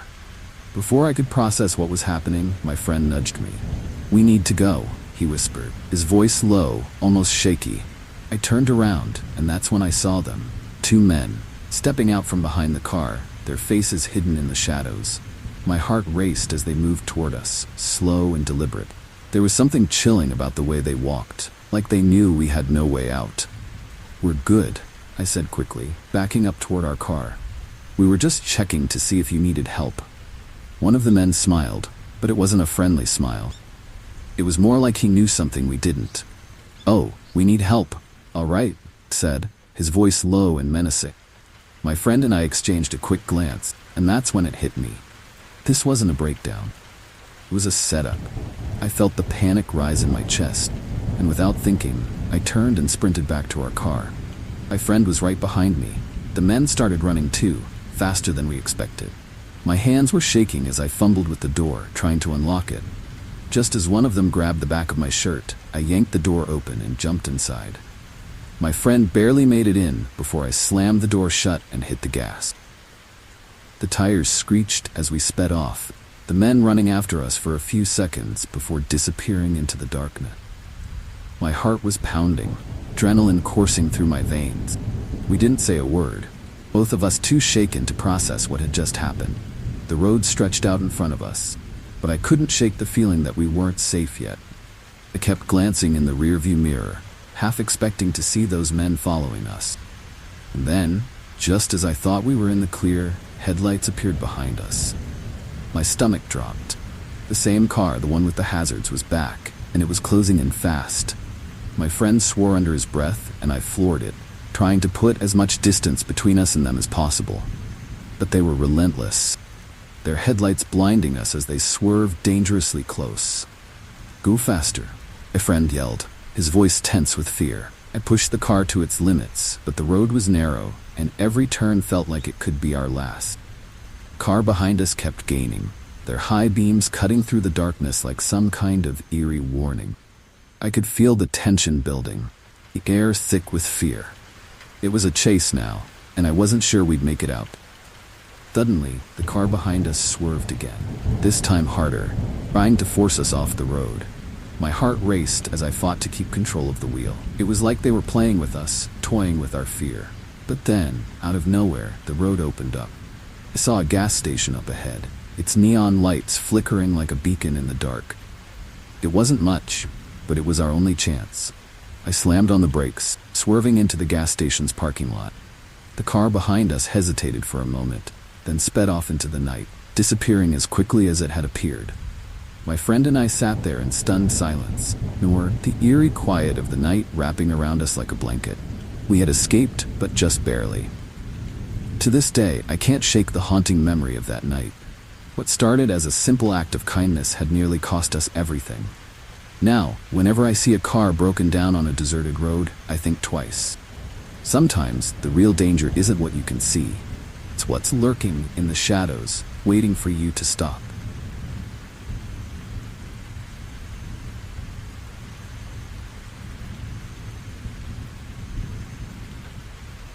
We were somewhere in the middle of nowhere, driving cross-country late at night.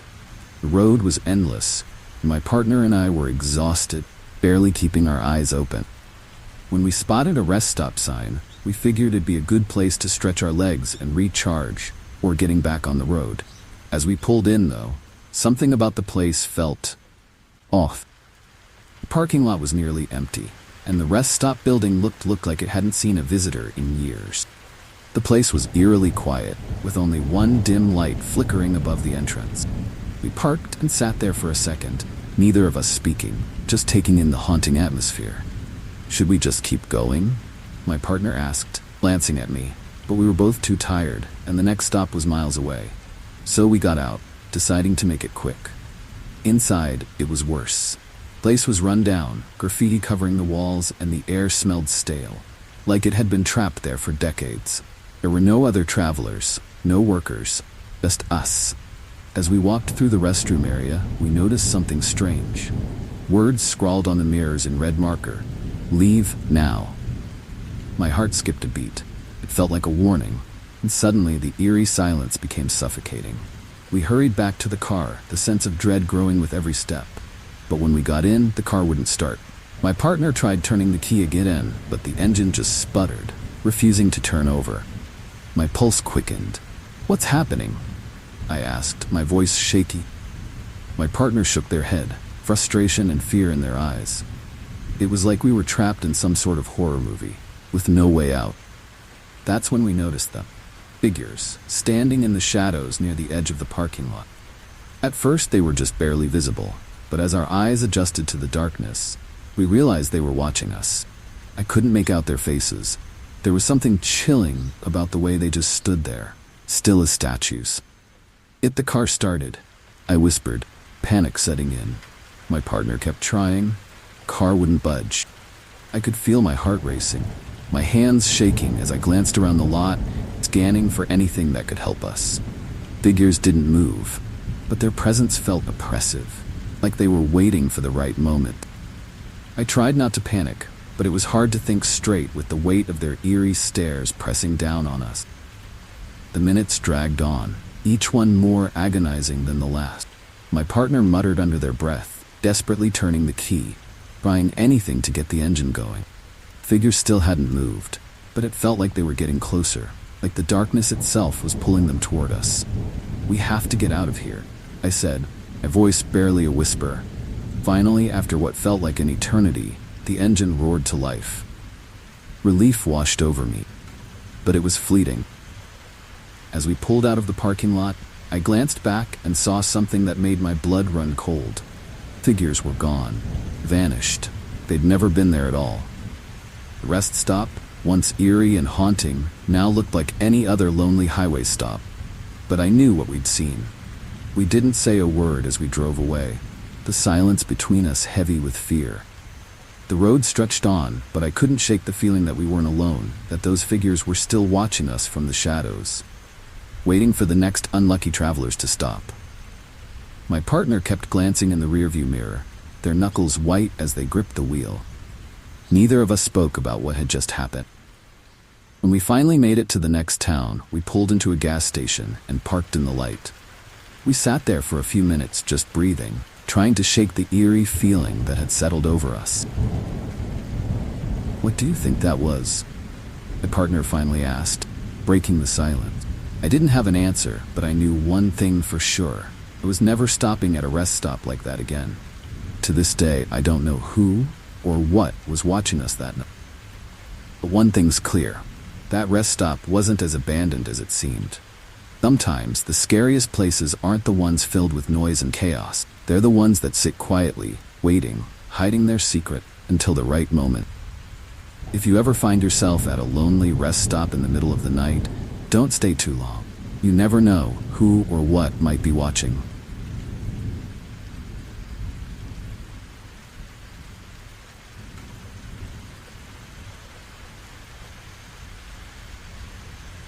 I've been a trucker for years, and I've seen my fair share of strange things on the road.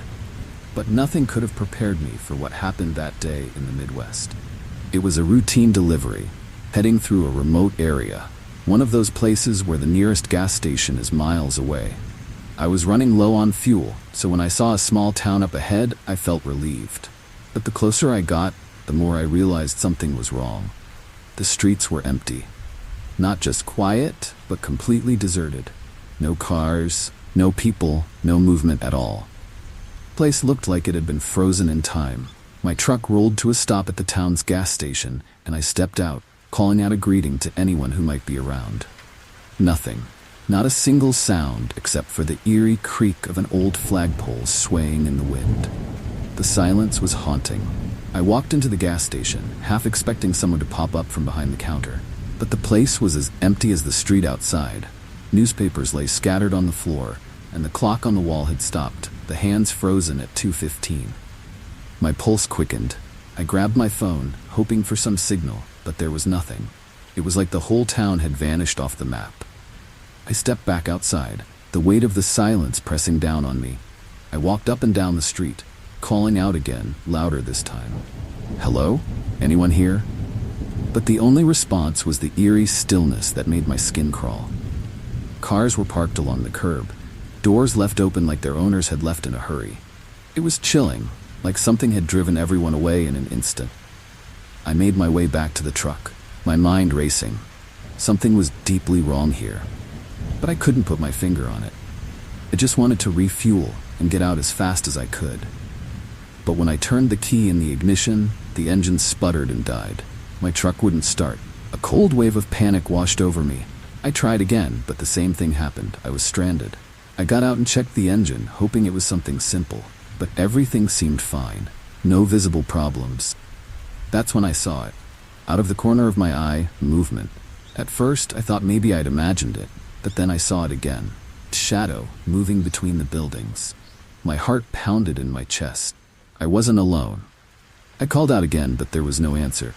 Just that same eerie silence. I stood there, frozen, watching the shadows shift and move, just out of sight. Whoever, or whatever, was there didn't want to be seen. I backed away slowly, feeling the weight of every step as I moved toward my truck. My pulse was racing, and the air felt colder, heavier. The sun was starting to set, and the last thing I wanted was to be stuck in this town after dark. I got back in the truck, locking the doors, and sat there trying to figure out what to do. The gas gauge was low, but I couldn't stay here. Not with the eerie silence and whatever was lurking in the shadows. My only option was to wait, hope the truck started again. But as the minutes ticked by, the shadows outside grew longer, and the air inside the cab felt suffocating. Suddenly, I saw movement again. This time, it was closer. A figure, standing just at the edge of the gas station, watching me. My heart nearly stopped. They didn't move, just stood there, staring. I couldn't make out their face, but I knew they were watching me, waiting. It was haunting, the way they blended into the growing darkness, like they were part of it. I turned the key again, and to my relief, the engine roared to life. I didn't wait to see what the figure would do next. I floored it, speeding out of that silent town as fast as I could. As I glanced in the rearview mirror, I saw more figures stepping out from the shadows, watching me leave. They had been there the whole time, hidden, waiting for something. Or someone. I didn't stop until I was miles away, my heart still pounding in my chest. To this day, I don't know what happened in that town, or why it was abandoned. But I do know one thing. There was something haunting about that place. Something that wasn't ready to let go of the people who had lived there. And I was lucky to get out before I became part of it.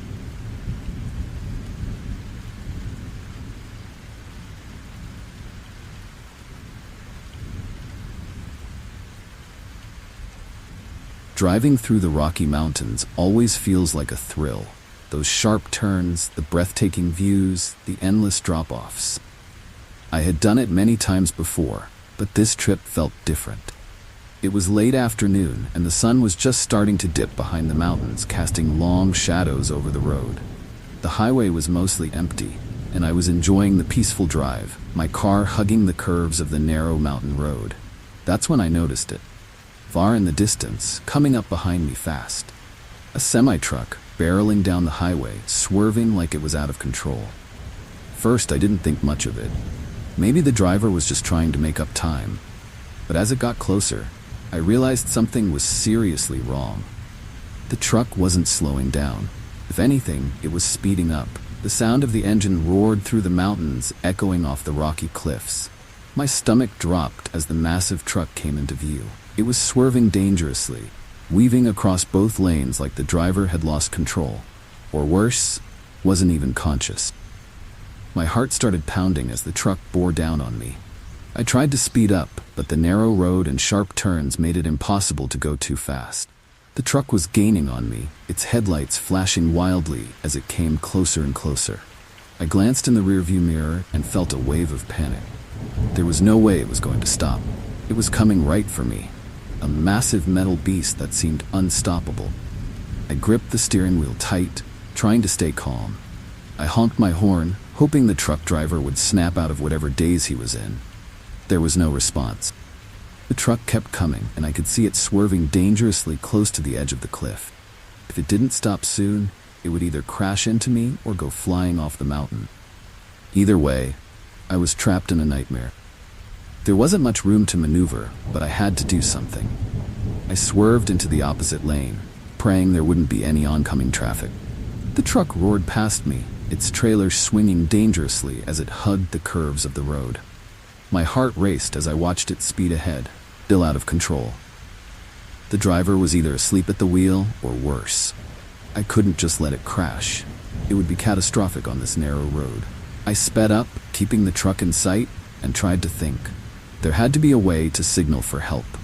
I frantically searched for a rest area, a pull-off, anything where I could get out of the way or warn someone. There was nothing, just miles of winding mountain highway and the chilling realization that the runaway semi was a disaster waiting to happen. Up ahead, I saw it.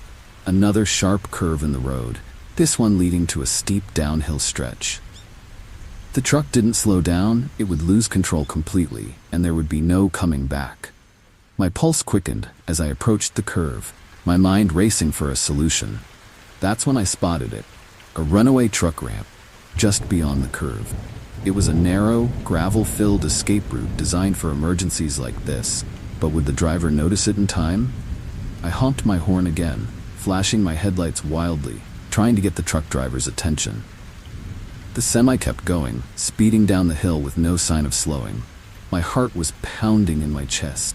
This was it. Truck was headed straight for disaster, and I was helpless to stop it. I watched, breathless, as the massive vehicle hurtled toward the ramp. At the last possible second, the truck swerved. Whether by some miracle or sheer luck, I'll never know. It hit the ramp hard, gravel spraying in all directions as the truck fought to stop. The engine roared one last time, and then finally, it came to a grinding halt.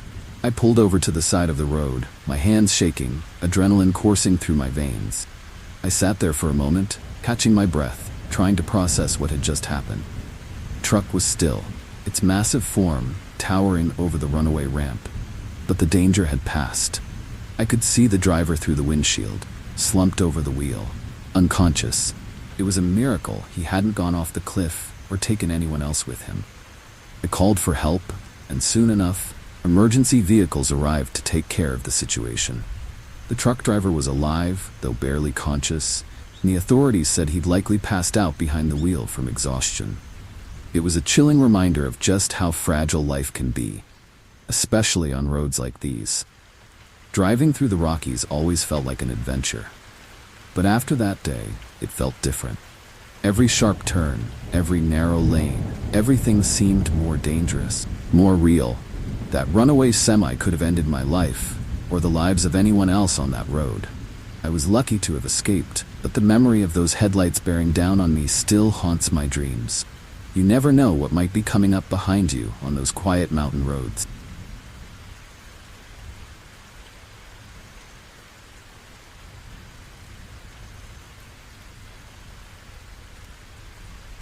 I'd driven down that stretch of interstate countless times before, one of those long, lonely highways that seems to go on forever.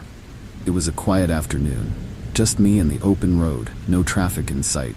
I was thinking about nothing in particular, just enjoying the peaceful drive.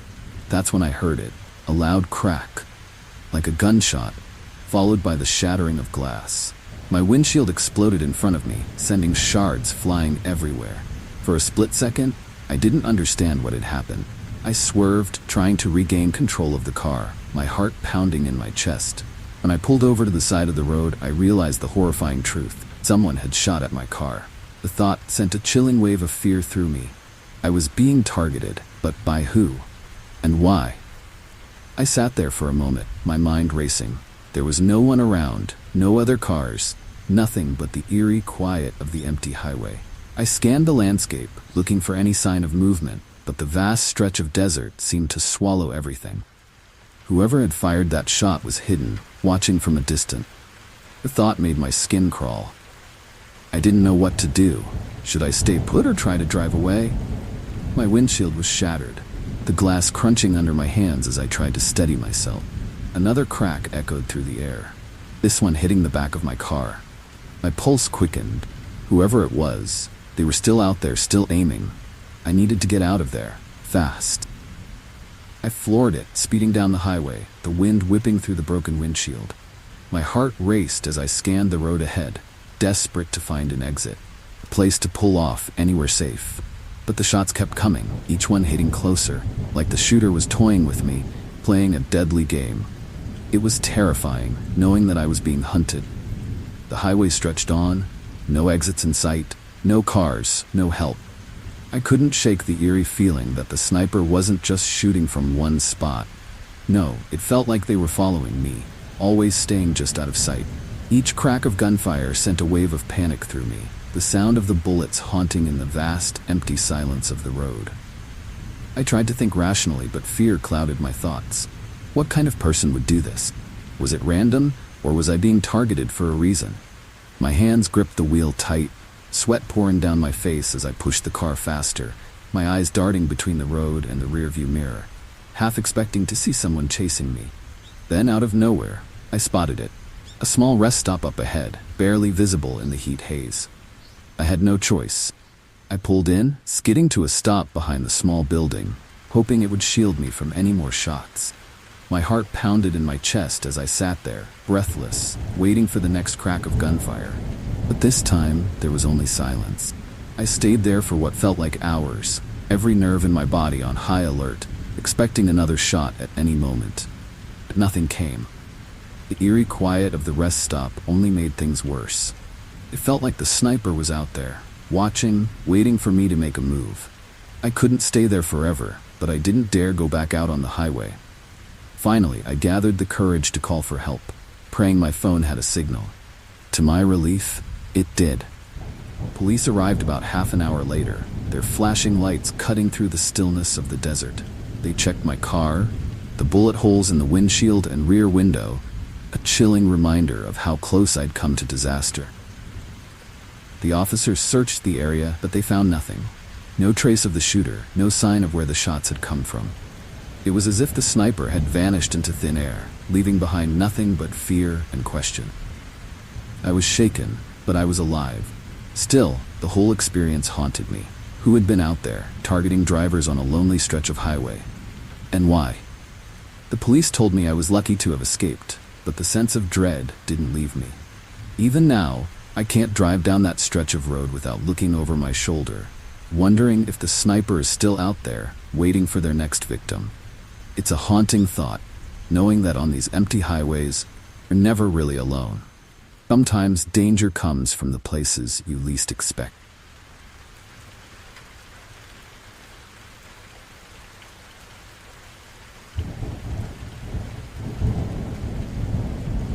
It was supposed to be a simple family trip. Just us, the kids, and the open road.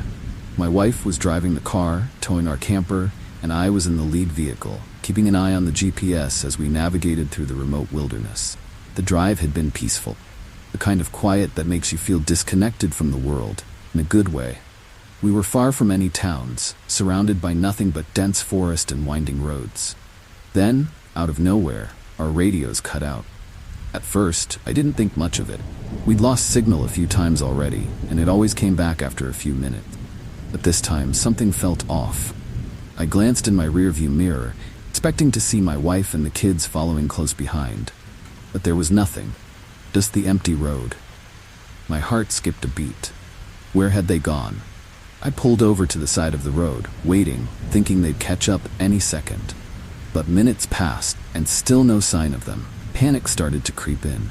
I grabbed my phone, but of course there was no signal. The eerie quiet of the wilderness pressed in on me, the wind rustling through the trees, making the hair on the back of my neck stand up. I had to find them.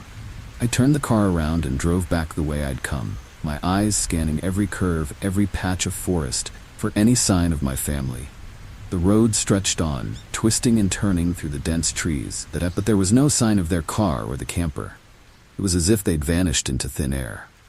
My heart pounded as I drove faster, the fear growing with every mile. After what felt like an eternity, I reached the last spot where I knew I'd seen them. There was nothing. No car, no tracks, just the haunting emptiness of the road and the thick forest surrounding it. I pulled over and got out, calling out their names, my voice echoing in the silence, but the only response was the eerie rustling of the trees. It felt like the woods were swallowing my words. I walked up and down the road, my mind racing with terrifying possibilities. Had they taken a wrong turn? Was there an accident? But I would have seen something. Skid marks, debris, anything. There was nothing.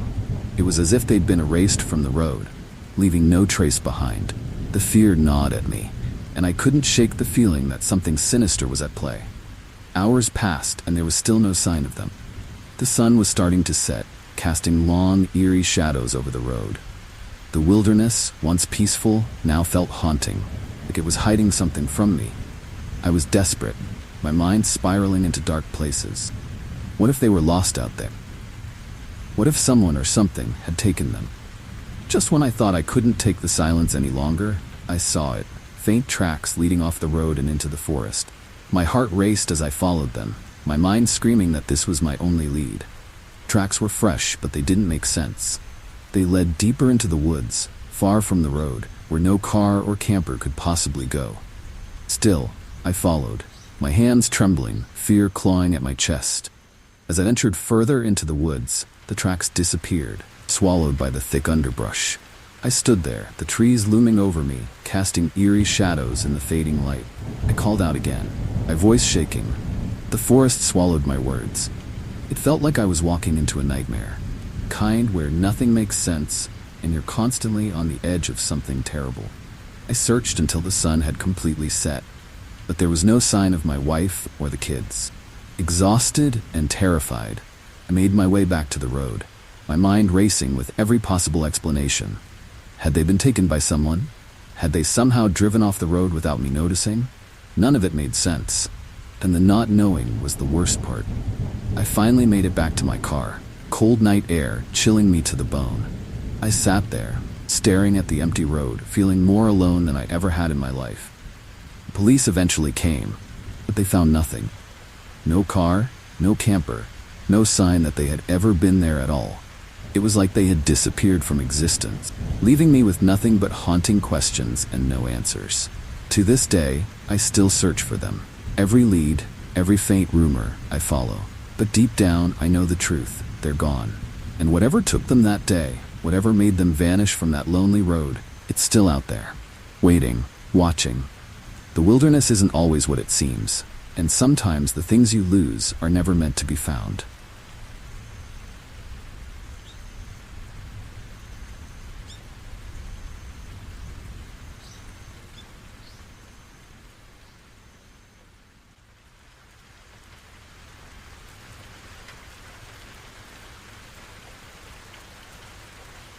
It was supposed to be an easy drive home. Late at night, with hardly any traffic, I figured I'd be home in a couple of hours tops. The highway stretched out in front of me, dark and quiet, with only the occasional glow of streetlights to break the monotony. That's when I saw the signs.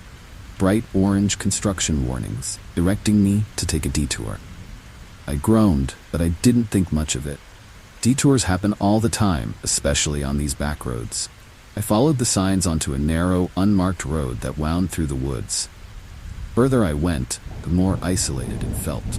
The trees pressed in on both sides, and the road was barely wide enough for one car. My headlights cut through the darkness, illuminating nothing but empty road ahead. After a while, it started to feel eerie, like I was the only person for miles. But I kept going, trusting the signs. The road twisted and turned, leading me deeper into the forest. After what felt like an eternity, I saw a set of flashing lights up ahead. Construction vehicles blocking the road. Relief washed over me, thinking I was almost through the detour. I slowed down, expecting to be waved through, but something felt off.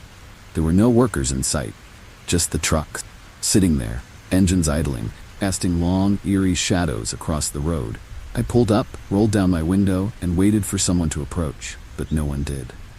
My heart started to race. I honked the horn, hoping to get someone's attention. That's when I saw them. Figures, stepping out from behind the construction vehicles. They weren't wearing hard hats or reflective vests. They didn't look like workers at all. My stomach dropped. Something was very wrong. One of them walked up to my window, a smirk on his face. "You lost?" he asked, his voice low and calm, too calm for the situation. I shook my head, trying to keep my voice steady. "Just following the detour," I said, glancing at the other men who were now surrounding my car.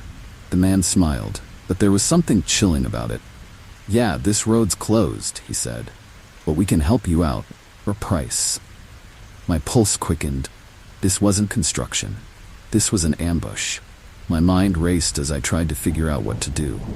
There were at least 5 of them, blocking the road in front of me, and more standing behind the car. I was trapped. The man leaned in closer, his smirk widening. "Hand over your wallet, your phone, and whatever else you've got, and we'll let you go," he said. "If not, well, it's a long night." Fear gripped me as I realized how vulnerable I was. The eerie quiet of the forest pressed in, and the air felt thick with tension. I had no signal, no way to call for help, and no way out. My hands trembled as I reached for my wallet, trying to stall for time.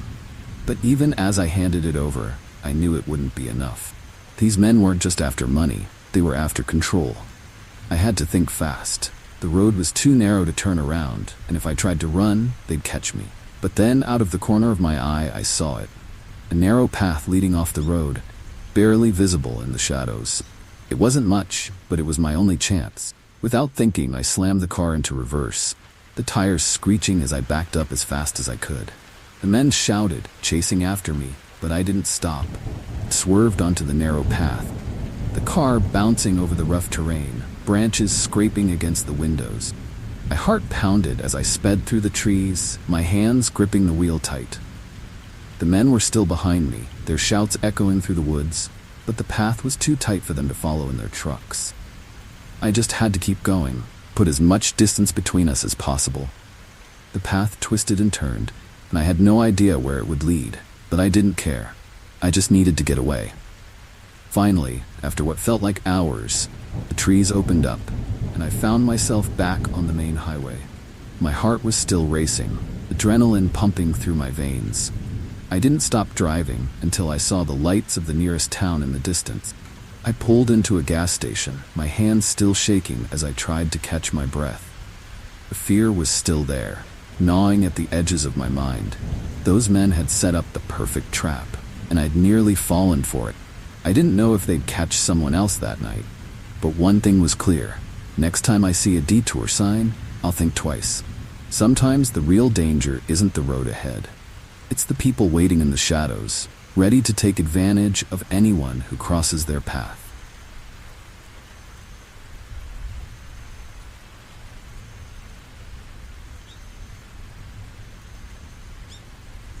I'd been on the road for hours, driving through endless stretches of rural highway. The sun was starting to dip below the horizon, casting a soft orange glow over the landscape. I was tired, but I figured I could make it a few more hours before stopping. That's when I saw her, a woman standing on the side of the road, waving her arms frantically. Her car was parked a little ways back, the hood propped open. My first instinct was to keep driving, but something about the look on her face stopped me. Pulled over, rolling down my window. She ran up to the car, face flushed, and asked if I could give her a ride to the nearest town. She explained that her car had broken down and she didn't have cell service. I hesitated for a second, that little voice in the back of my head warning me to be careful, but her desperation seemed real. So I agreed, unlocking the passenger door. As she got in, I couldn't shake the feeling that something was off. She was jittery, her hands trembling as she fumbled with her seatbelt. "Thank you so much," he said, her voice shaky. "I've been stuck out here for hours." I nodded, trying to make small talk, but the conversation quickly turned strange. She started rambling about her car, about how it had broken down before, but her story didn't quite add up. The details kept changing. First, it was a flat tire. Then the engine overheated. A chill crept down my spine as I listened, my hands gripping the steering wheel tighter. Something wasn't right. I glanced over at her, and that's when I noticed her eyes darting toward my phone on the console. She seemed too interested in it, and I suddenly realized I hadn't seen any car back on the road. My mind started racing. Who was she really? I tried to stay calm, asking her casual questions to see if I could catch her in another lie. But she was quick, changing the subject every time I got close to something that didn't make sense. The tension in the car was growing thick, and the once quiet highway now felt eerie, like we were the only 2 people left in the world. Every instinct was telling me to get her out of the car. But how? As we continued driving, the sun had set completely, leaving us in darkness. I told her we'd be in town soon, hoping that the thought of other people would keep her calm. But her demeanor shifted. She started asking me about where I lived, how often I drove this route. Questions felt invasive, probing. My pulse quickened. This wasn't just some stranded motorist. This was something else. I glanced at my phone. No signal. Typical for these back roads, but the realization that I was truly cut off from help made my stomach tighten. Then, out of the corner of my eye, I saw her reach into her bag, pulling out something small and shiny. My heart skipped a beat. It was a knife. Panic surged through me, but I didn't let it show. I needed to think fast. I slowed the car down, pretending to look for a turnoff. "Hey, I think we're almost there," I said, trying to keep my voice steady. "There's a gas station up ahead where we can stop." She didn't respond, just kept holding the knife, eyes fixed on the road ahead.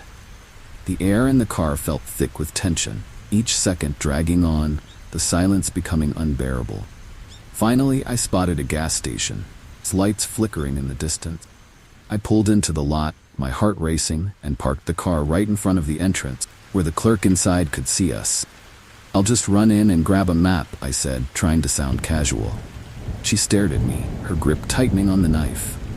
"I'll come with you," she said, voice low, almost chilling. I nodded, but as soon as I stepped out of the car, I bolted into the gas station, shouting for help. The clerk saw the panic on my face and immediately locked the door behind me.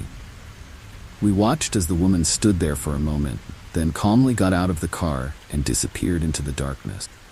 No sign of her broken-down vehicle, no sign of her at all. The police came, but they couldn't find her. There was no trace of the woman, no car left on the side of the road where I'd supposedly picked her up. She had vanished, leaving behind only the eerie memory of that haunting ride. I never found out who she was or what her true intentions had been, but one thing was clear. She wasn't who she claimed to be.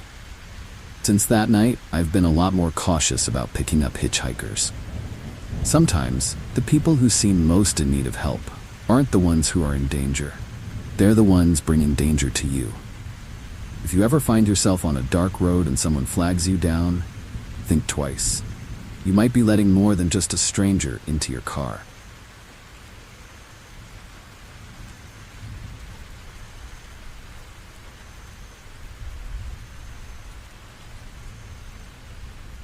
It was just another evening in the Nevada desert when Jake decided to take a detour down an isolated road, drawn by the promise of adventure. The sun was setting, casting long shadows that seemed to stretch endlessly in every direction. He felt a strange chill as he drove, kind that makes the hairs on your neck stand up. Suddenly, an eerie, abandoned car came into view, its interior empty and the doors ajar. A shiver ran down his spine, but he decided to investigate. As Jake approached the abandoned vehicle, the silence was almost deafening. The desert had a haunting stillness to it, broken only by the crunch of his footsteps on the gravel. He looked around, half expecting to see someone watching him from the distance. The air seemed to thicken with an unsettling presence, making him feel as if he was being watched. The loneliness of the desert suddenly felt more like a trap. He peered into the car, noting the dust-covered seats and the inexplicably warm engine. It was then he heard it, faint rustling from the desert brush. Jake's heart raced as he scanned the surroundings, but all he could see were the shadows of the creeping night. The sensation of being hunted was palpable, like an invisible predator was closing in on him. Tried to shake the feeling. It only grew stronger. Just as he turned to leave, he noticed something odd. The car's engine started on its own. The sound was chilling, reverberating through the emptiness like a sinister whisper. Jake felt a surge of panic. It was as if the car was alive, waiting for him to make the wrong move. He fumbled for his phone to call for help. The signal was dead. The invisible force seemed to be cutting him off from the world. His mind raced as he got back into his car, trying to ignore the oppressive feeling. Every road seemed to look the same under the darkening sky. Familiar landmarks nowhere to be seen. The road he had once found adventurous now felt like a haunted labyrinth. Shadows danced in the periphery of his vision, and every noise seemed amplified in the dead quiet of the desert night. Jake began to realize that the more he drove, the more the landscape seemed to change. What was once a clear road now twisted and turned in a disorienting manner, as though the desert itself was conspiring against him. The sensation of being pursued grew more intense, and the once serene environment now felt menacingly hostile. The shadows seemed to follow him, growing longer and darker with each passing moment. His attempts to escape the haunting presence were in vain. The road stretched out endlessly, devoid of any recognizable features. The silence was broken only by the sound of his own breathing, heavy and ragged. Every turn seemed to lead him back to the same place, a never-ending cycle of dread and confusion. The invisible force seemed to be toying with him, ensuring he could never leave. As the night deepened, Jake's fear turned into desperation. The road that had once seemed so innocuous was now a nightmarish trap. The engine of the abandoned car continued to roar in the distance, a constant reminder of the unseen threat lurking just beyond his vision. The landscape seemed to close in on him, the horizon merging with the dark sky in an oppressive embrace. Hours passed, or maybe it was only minutes. Time had lost all meaning. Jake felt as if he was trapped in a haunting, otherworldly loop, his attempts to escape only bringing him closer to the source of his terror. The feeling of being hunted was now an overwhelming certainty, and the road, once a path to adventure, had become a chilling prison from which he could not escape. Finally, in a moment of overwhelming dread, Jake's car came to a sudden halt. The engine sputtered and died, and the oppressive silence of the desert enveloped him completely. He sat there, paralyzed with fear, the haunting realization dawning on him that he might never leave this cursed road alive. The chilling, invisible force had won, and Jake was left alone with his terror, destined to become another ghost story of the Nevada desert.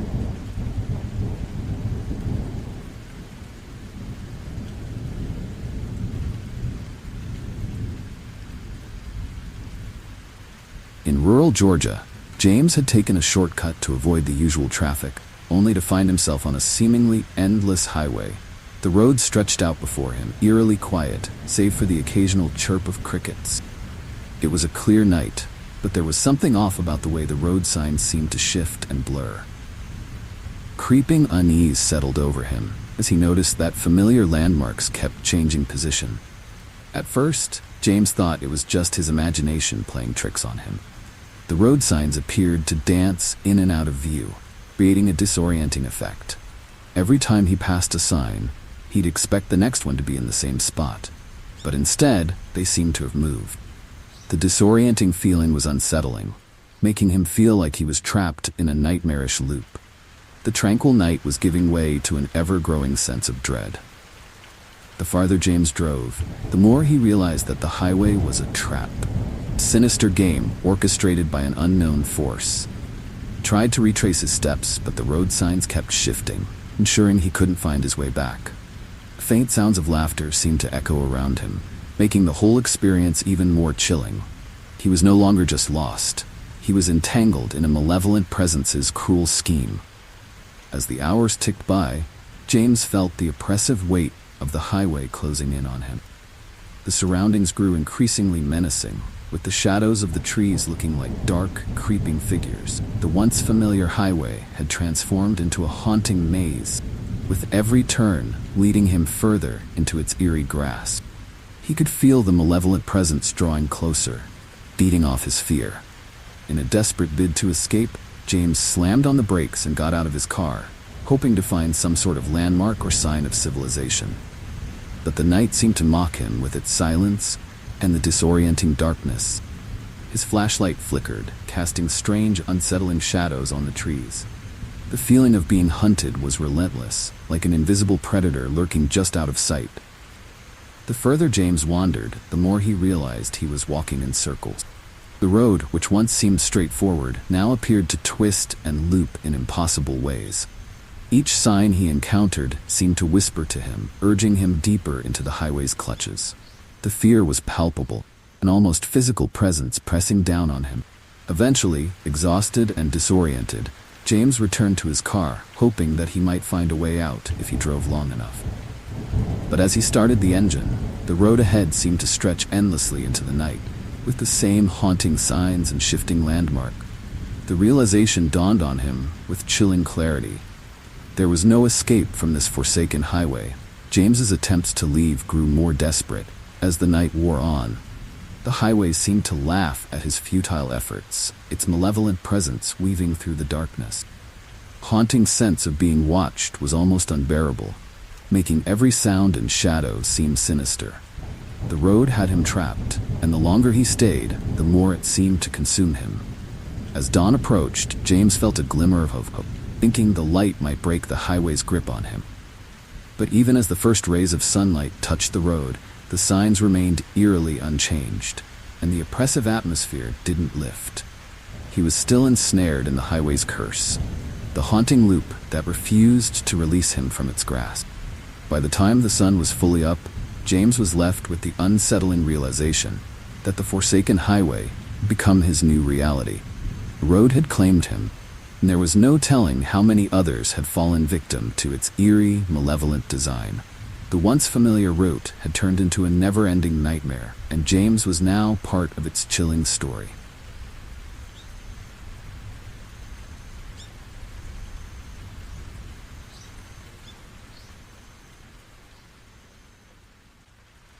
In the dense Pisgah National Forest near Asheville, North Carolina, Emma and her friends were excited to camp under the stars. The forest, with its towering trees and thick underbrush, seemed like the perfect escape from city life. However, the evening took a chilling turn when they discovered eerie messages carved into the trees warning them to leave. The warnings were cryptic. The feeling of foreboding was unmistakable. At first, Emma and her friends laughed off the carvings as a prank or the work of a deranged individual. They continued setting up their campsite, trying to ignore the unsettling feeling that had settled over them. The forest had a haunting quality to it, with the shadows of the trees creating a labyrinth of dark shapes. The whispers of the wind seemed to carry ghostly voices, adding to the sense of unease. As night fell, the forest grew even more ominous. The crackling of the campfire was the only sound breaking the oppressive silence. Emma noticed that the messages on the trees seemed to shift and change as the firelight flickered. The shifting messages created a sense of being watched, as if some unseen entity was observing their every move. The forest's dark, oppressive silence was punctuated only by the occasional snap of a twig. Despite their attempts to stay calm, the fear was palpable among the group. Emma's friends were increasingly on edge, each noise in the darkness sending them into a state of anxious alertness. The eerie feeling grew stronger, and the forest seemed to come alive with an unsettling presence. The oppressive atmosphere made it clear that something malevolent was lurking just beyond the edge of the firelight. Determined to prove that the warnings were nothing more than a prank, Emma decided to investigate further into the forest. As she ventured deeper, the forest became eerily silent. The usual nighttime sounds replaced by an unsettling quiet. The trees, now twisted and gnarled, seemed to close in around her. Every shadow felt menacing, and the cold wind carried whispers that seemed to taunt her. The deeper Emma went, the more disorienting the forest became. The trees appeared to shift and change positions, creating a disorienting maze. She began to feel as though the forest itself was alive, guiding her deeper into its clutches. The sense of being hunted by an ancient spirit grew stronger, the oppressive weight of its presence almost tangible. Emma's heart pounded as she realized she was hopelessly lost. Desperate to escape, Emma turned back, only to find that the path she had taken had vanished. The forest had transformed into a nightmarish maze, the trees now seeming to conspire against her. The once familiar forest had become a haunted, twisting labyrinth, and the feeling of being pursued by an ancient, malevolent spirit was overwhelming. Emma could almost feel the entity's cold breath on her neck as she stumbled through the darkness. As the hours dragged on, Emma's fear reached a fever pitch. The forest, now a living nightmare, seemed to close in on her, the oppressive silence broken only by her ragged breaths. The sense of dread was suffocating, and the once beautiful forest had become a chilling prison. The spirit, with its ancient rage and malevolence, seemed to be closing in on her, ensuring that escape was nearly impossible. Finally, Emma's friends found her, barely conscious and on the brink of hysteria. The forest, as if satisfied with its prey, seemed to release its grip, allowing them to escape. But the haunting experience left them forever scarred, with the chilling memories of the Pisgah National Forest lingering in their minds like an unwelcome shadow.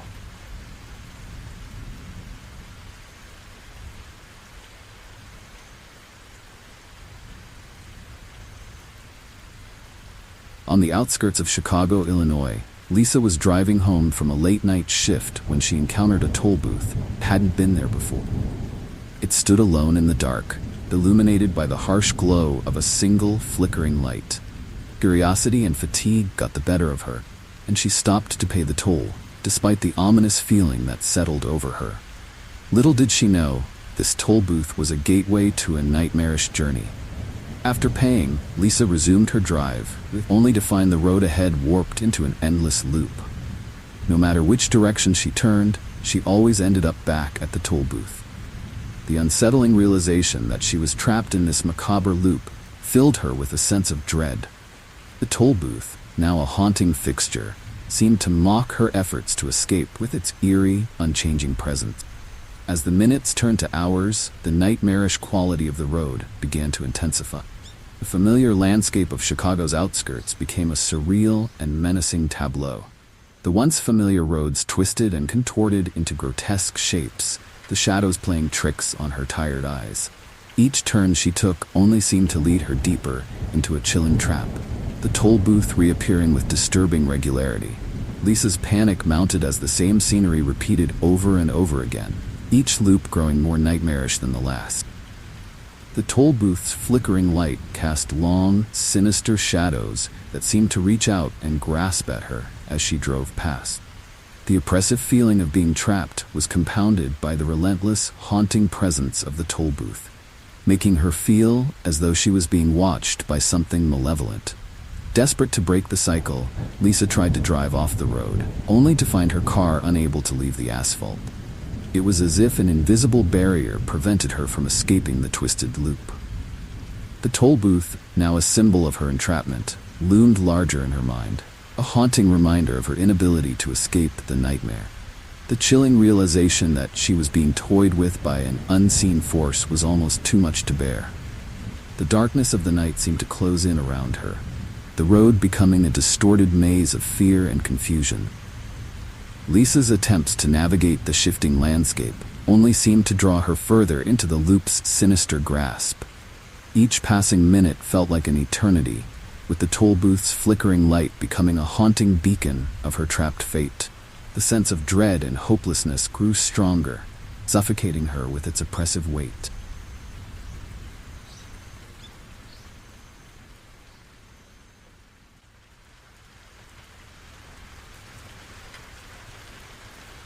In the outskirts of Portland, Oregon, Mark decided to take a shortcut through a dark, wooded area to avoid the usual traffic.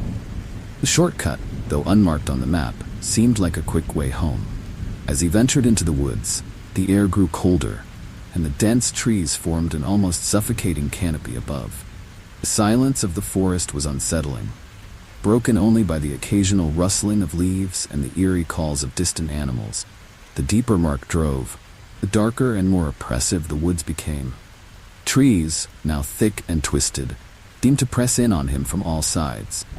The feeling of being watched grew stronger, and a chill ran down his spine. The shortcut, which he had hoped would save him time, was turning into a haunting ordeal. The sense of dread was palpable, as if the forest itself was conspiring against him. Suddenly, Mark's headlights illuminated an unsettling sight: an abandoned shack deep within the woods. The shack, old and decrepit, looked as though it had been untouched for decades. The sight was eerie, and he felt an inexplicable urge to turn back. But curiosity got the better of him, and he decided to investigate the dilapidated structure, hoping to find some clue about this foreboding shortcut. As Mark approached the shack, he noticed strange symbols scrawled on the walls. The symbols were crude, and their meanings were unclear, but they exuded a chilling sense of malevolence. The shack's interior was filled with a musty, oppressive air, and Mark felt an unsettling presence. The realization dawned on him that he might have stumbled into a trap set by a sinister force that preys on lost travelers. The atmosphere grew more menacing as Mark explored further. The forest seemed to close in around him, with shadows moving in the periphery of his vision. Every creak and groan of the shack seemed to echo with an otherworldly resonance. The sense of being hunted was overwhelming, as if something unseen was stalking him through the darkness. Mark's heart pounded as he tried to find his way back to the car. Desperate to escape, Mark fled from the shack and returned to his vehicle. But the woods had become a twisted maze. The once familiar shortcut had transformed into a nightmarish labyrinth with no clear path out. The trees seemed to shift and move, and the darkness was absolute. Every turn led him deeper into the forest's clutches, the malevolent presence growing stronger with each passing moment. Mark's attempts to navigate the forest only seemed to lead him further into its deadly embrace. The oppressive silence was occasionally broken by the haunting sound of footsteps or distant whispers. Forest, which had seemed like a simple shortcut, was now a terrifying trap, with every road and path leading him deeper into the unknown. The chilling realization that escape was impossible left him in a state of sheer panic.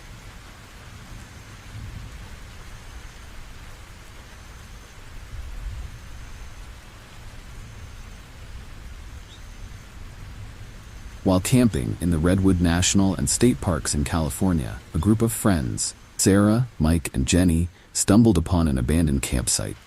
The campsite, hidden deep within the towering redwoods, seemed oddly preserved, with remnants of old campfire ashes and worn-out camping gear scattered around. The sight was both intriguing and unsettling, and their curiosity got the better of them. They decided to set up their camp nearby, despite the strange and eerie vibe of the site. As night fell, the forest around them seemed to come alive with an unnatural stillness.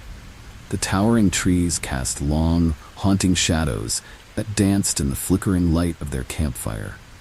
The friends began to notice strange symbols etched into the trees surrounding the campsite, symbols that were unfamiliar and unsettling.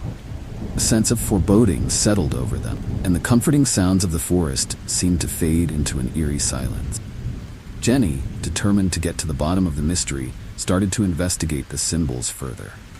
Each symbol seemed to carry a chilling aura, as if they were warning of something sinister.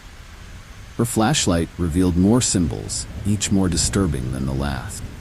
The deeper they delved into the mystery, the more the sense of being watched grew.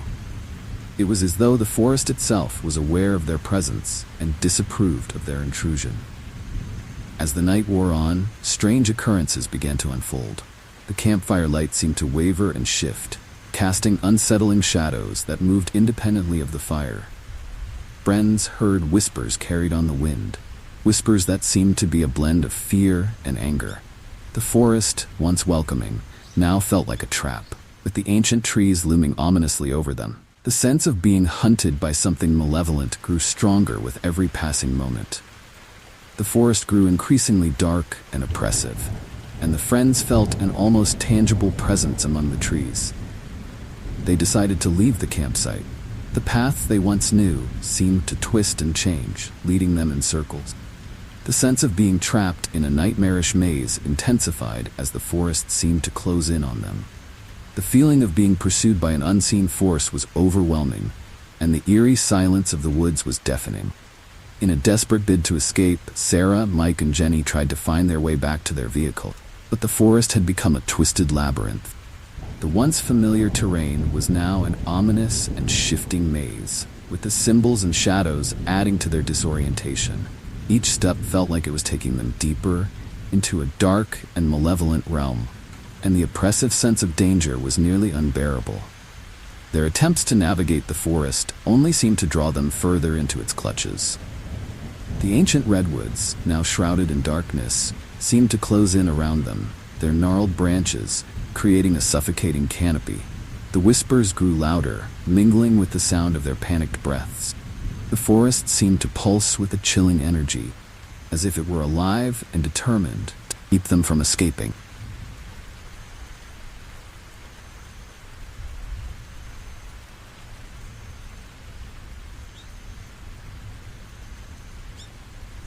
On a desolate stretch of road in rural Maine, Tom drove through the dense woods, the headlights slicing through the encroaching darkness.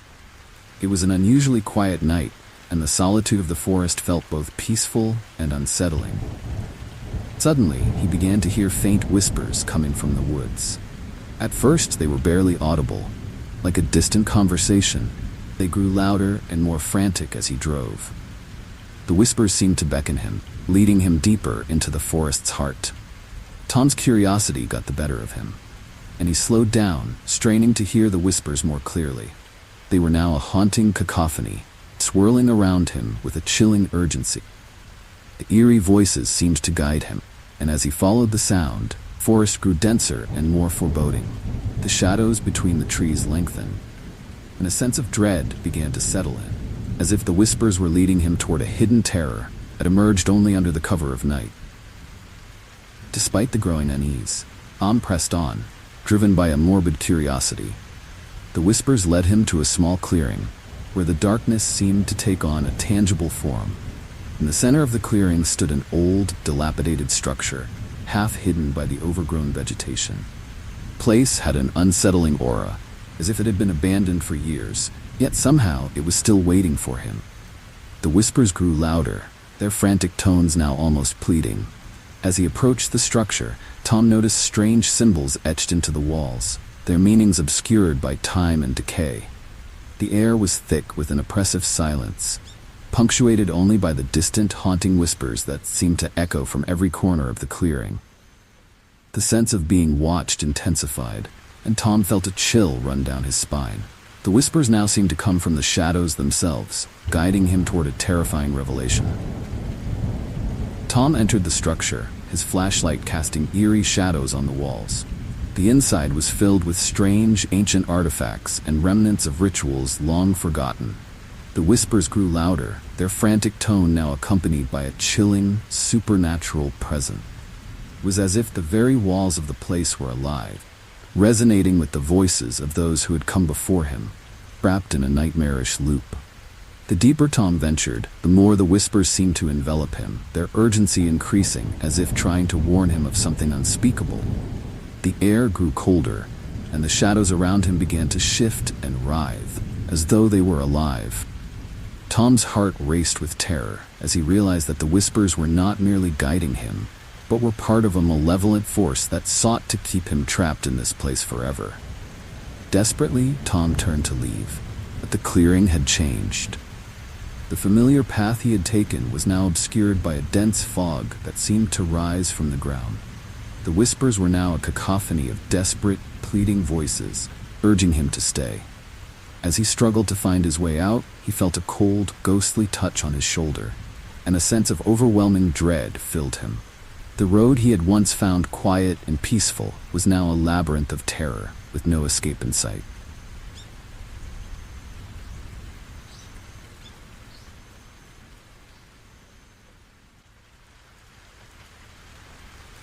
Traveling along Route 66 in Arizona, Laura decided to take a break at an old rest stop she had spotted from the highway. The place looked abandoned, with peeling paint and overgrown weeds, but it seemed like a good spot to stretch her legs and grab a quick snack. As she stepped inside, she noticed how the interior seemed frozen in time. The faded posters on the walls and the dusty vending machines gave the place an eerie, almost haunting quality. Laura's initial curiosity turned to unease as she explored the rest stop.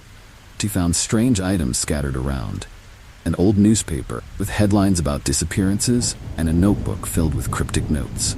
The more she explored, the more she felt an unsettling presence, as if she were being watched. The air was thick with an oppressive silence, broken only by the occasional creak of the old building settling.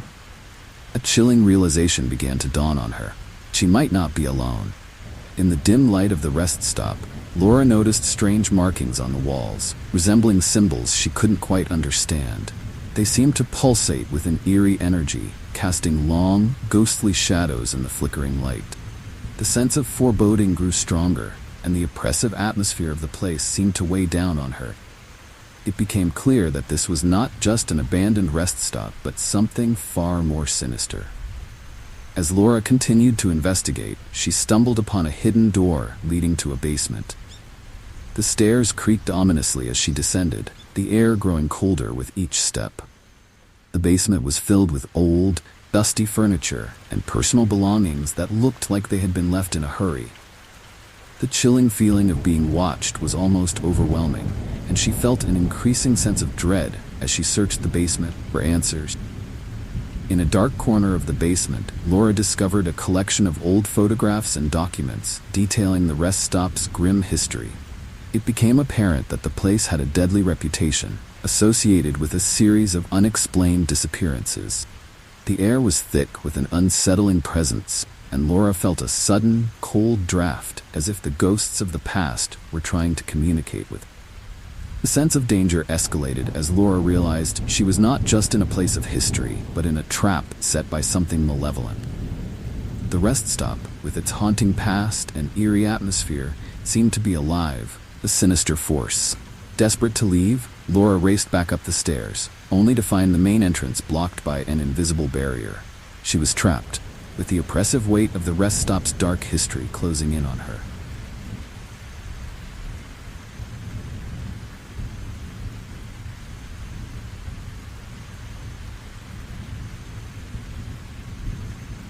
On the outskirts of Seattle, Washington, Mark found himself lost while driving through the fog-covered countryside.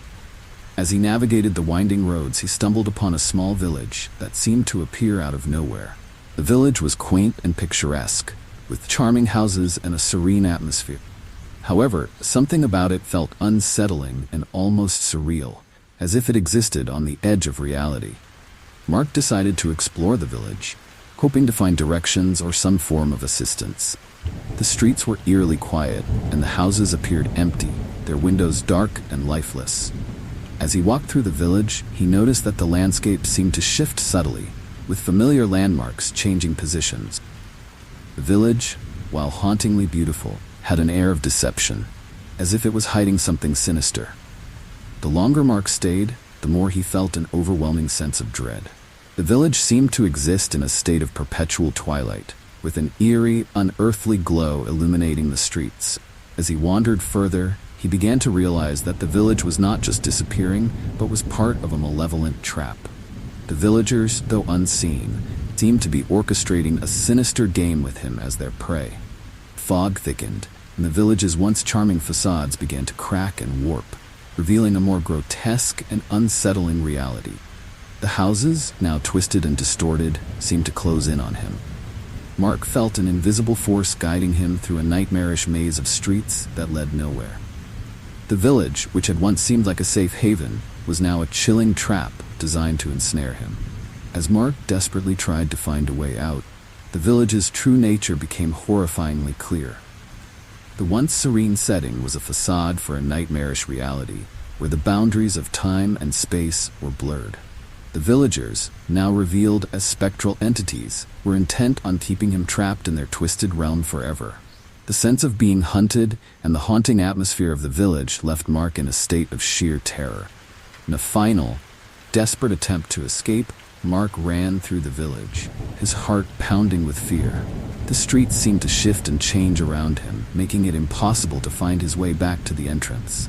The village, with its chilling, malevolent presence, had become a labyrinth of horror, where every turn led him deeper into its ghostly embrace.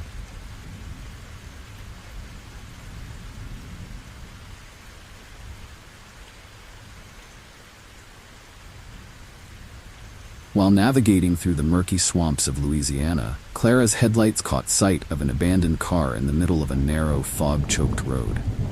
The vehicle was eerily pristine, as if it had been left there just moments ago. Yet the surrounding swamp seemed to have swallowed everything else.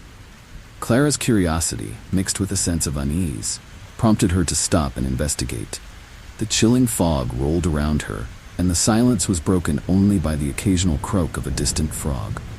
Stepping out of her car, Clara felt the oppressive humidity close in around her.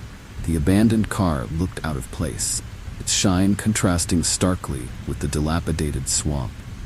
As she approached, she noticed the interior was untouched, and the engine was cool, as if the car had been abandoned for longer than it seemed.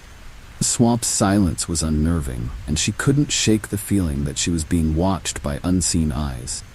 The ground around the car was soft and treacherous, and Clara's footsteps seemed unnaturally loud in the thick quiet.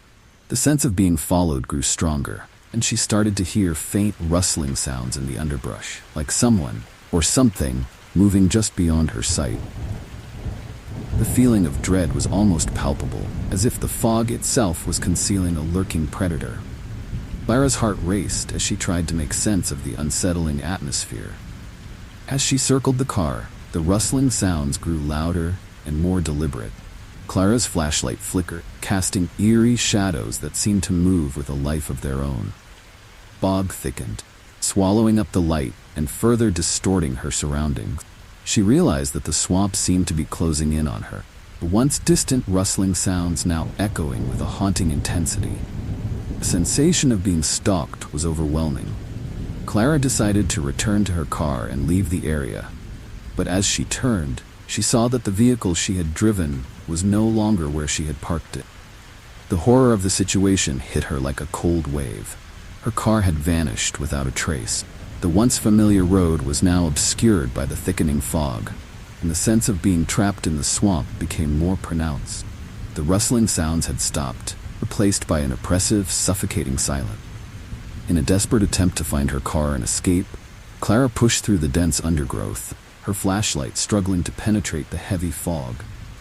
The swamp seemed to shift around her, a path she thought she knew now, leading her deeper into a nightmarish maze. The feeling of being hunted by an unseen predator was unrelenting, and the fog itself seemed to thicken with an almost malevolent intent.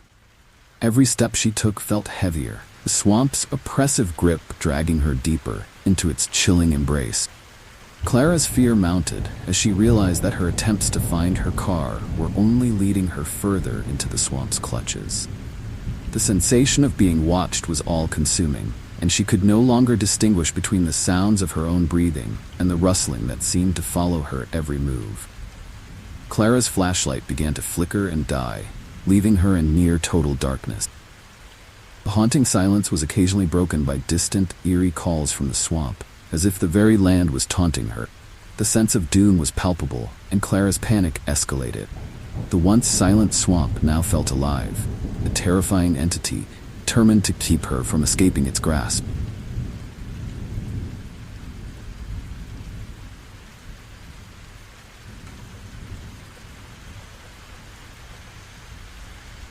In the shadow of the Appalachian Mountains in Tennessee, Dave found himself driving through an area where the sky seemed perpetually stuck in twilight. The sun had set hours ago, yet a peculiar, eerie light bathed the landscape in an unchanging, dusky hue. Dave's curiosity was piqued by the unsettling sight, and he decided to press on, despite a growing sense of unease. The perpetual twilight created a haunting atmosphere that made the familiar terrain feel foreign and unsettling. The road stretched ahead, shrouded in the same dim light that made it impossible to discern whether it was dawn or dusk.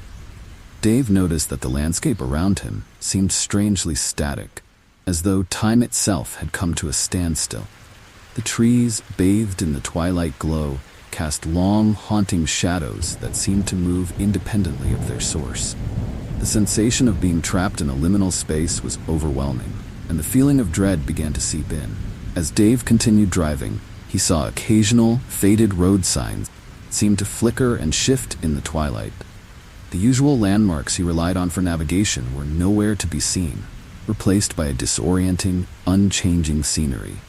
Every turn seemed to lead him back to the same eerie landscape, twilight creating an inescapable loop. The sense of being ensnared in a nightmarish realm of eternal dusk grew stronger with each passing mile. His attempts to find a way out only deepened his sense of dread. The perpetual twilight had an almost hypnotic effect, making it difficult for Dave to gauge the passage of time or distance. The road ahead seemed to stretch on indefinitely, and the lack of any definitive markers made it feel like he was wandering in a ghostly purgatory. The oppressive atmosphere weighed heavily on him, and he could feel an unseen force watching his every move. Desperate for answers, Dave pulled over to the side of the road and tried to get a glimpse of the sky. The twilight seemed to have a sinister quality, its light casting eerie reflections on the trees and the road. As he stepped out of his car, cool air felt unnaturally still, and the haunting silence of the landscape was deafening. He realized that the twilight was not just a peculiar phenomenon, but a curse trapping travelers in an unending night. The sense of being ensnared in a cursed realm was almost unbearable. Dave felt a cold shiver as the twilight seemed to close in around him, the light growing dimmer and more oppressive. The endless twilight was a manifestation of a dark force that preyed on those who wandered into its grasp. Each attempt to escape only seemed to tighten the grip of the curse, and the perpetual dusk began to feel like a prison, from which there was no escape. Dave's growing desperation turned to horror as the realization set in. He was trapped in a realm of eternal night. Time had no meaning, and the boundaries of reality were blurred. The chilling truth was that the twilight was not just an eerie spectacle, but a powerful curse, forever binding him to its haunting embrace. The sense of entrapment was overwhelming, and as the twilight deepened, Dave knew that escape might be nothing more than a cruel illusion.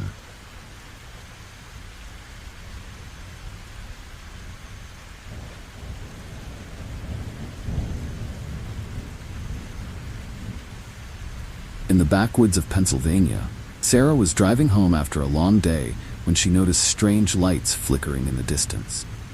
The lights appeared intermittently through the dense trees, casting eerie, wavering glows that seemed to beckon her. Intrigued and somewhat unnerved, Sarah decided to follow the lights, hoping to uncover their source. The woods, cloaked in an unsettling darkness, seemed to pulse with a chilling energy as she drove deeper into the forest. The deeper Sarah went, the more the lights seemed to flicker and dance in the periphery of her vision. They moved with an almost sentient quality, as if they were deliberately guiding her toward some hidden destination. The haunting glow of the lights created a mesmerizing yet disorienting effect, making it difficult for her to gauge the distance or direction. The sense of being lured into something sinister grew stronger, and the woods around her took on a more ominous, foreboding quality. As she ventured further, Sarah found herself in a secluded clearing bathed in the flickering light of the mysterious orbs. The lights danced in midair, casting strange, distorted shadows on the trees and the ground. The clearing felt strangely surreal, as if it existed outside of normal time and space. The mesmerizing lights seemed to draw her in, and a deep sense of foreboding washed over her, as she realized she was walking into a carefully laid trap. Flickering lights intensified, and Sarah began to feel an unsettling presence around her. The shadows grew darker and more animated, and the forest seemed to close in, pressing against the edges of the clearing. The lights now seemed almost malevolent, their once charming flicker turning into an ominous signal of danger. The eerie silence of the clearing was occasionally broken by unsettling sounds, like whispers or distant cries, that made the atmosphere even more chilling. As Sarah tried to backtrack, he found that the woods had become a labyrinth, shifting shadows and false paths. The lights, now seemingly mocking her attempts to escape, continued their haunting dance, leading her deeper into the trap. The realization that the lights were not a beacon of hope, but a lure designed to ensnare her, became painfully clear. The once familiar backwoods had transformed into a nightmarish maze, with no apparent way out. In a frantic bid to escape, Sarah pushed through the disorienting darkness, her flashlight barely cutting through the oppressive gloom. The forest around her seemed to mock her efforts, with the flickering lights now appearing to swirl around her in a disorienting pattern. The sense of being trapped and hunted by something that thrived on fear was overwhelming, and the once charming lights now seemed like a cruel taunt from the darkness.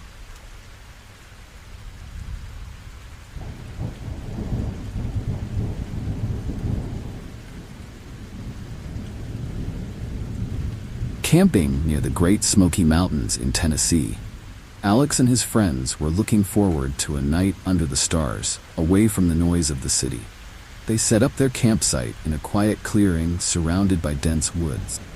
As the night settled in, they noticed a faint, flickering light in the distance, a campfire that seemed to be burning without anyone around. Curiosity got the better of them, and they decided to investigate, despite a creeping sense of unease. As they approached the source of the light, the sight of the campfire was both strange and haunting. fire crackled and danced, its warmth radiating into the cool night air, but there were no people in sight. The surrounding area was eerily quiet, and the woods seemed to close in around them, creating an unsettling atmosphere. The fire's light cast long, distorted shadows that made the trees appear like gnarled, looming figures. Alex and his friends gathered around the campfire, trying to make sense of the situation. They noticed that the campsite was oddly well preserved, with old, weathered camping gear scattered around as if left behind in a hurry. The sense of something being amiss grew stronger as they realized that the campsite was completely devoid of any recent human activity. The fire, while still burning, seemed to hold a ghostly, otherworldly quality. The fire's flickering light began to cast strange shapes on the ground, and the friends started to hear faint, eerie whispers carried by the wind. The whispers seemed to come from the surrounding woods, adding to the sense of dread. The once comforting warmth of the fire turned into an unsettling presence, and the friends felt an oppressive weight in the air, as if the campfire was a beacon drawing them into a sinister event from the past. As the night wore on, the atmosphere grew increasingly tense. The whispers grew louder and more frantic, and the shadows around the campfire seemed to twist and writhe with an unsettling life their own. Alex felt a chilling sensation that something tragic had happened here long ago, and the campfire was a spectral remnant of that event. The realization that they might be intruding on something deeply haunting made the situation even more terrifying. In a desperate attempt to leave, Alex and his friends tried to pack up and head back to their own campsite. However, forest paths seemed to have changed. The once familiar trail now led them in circles.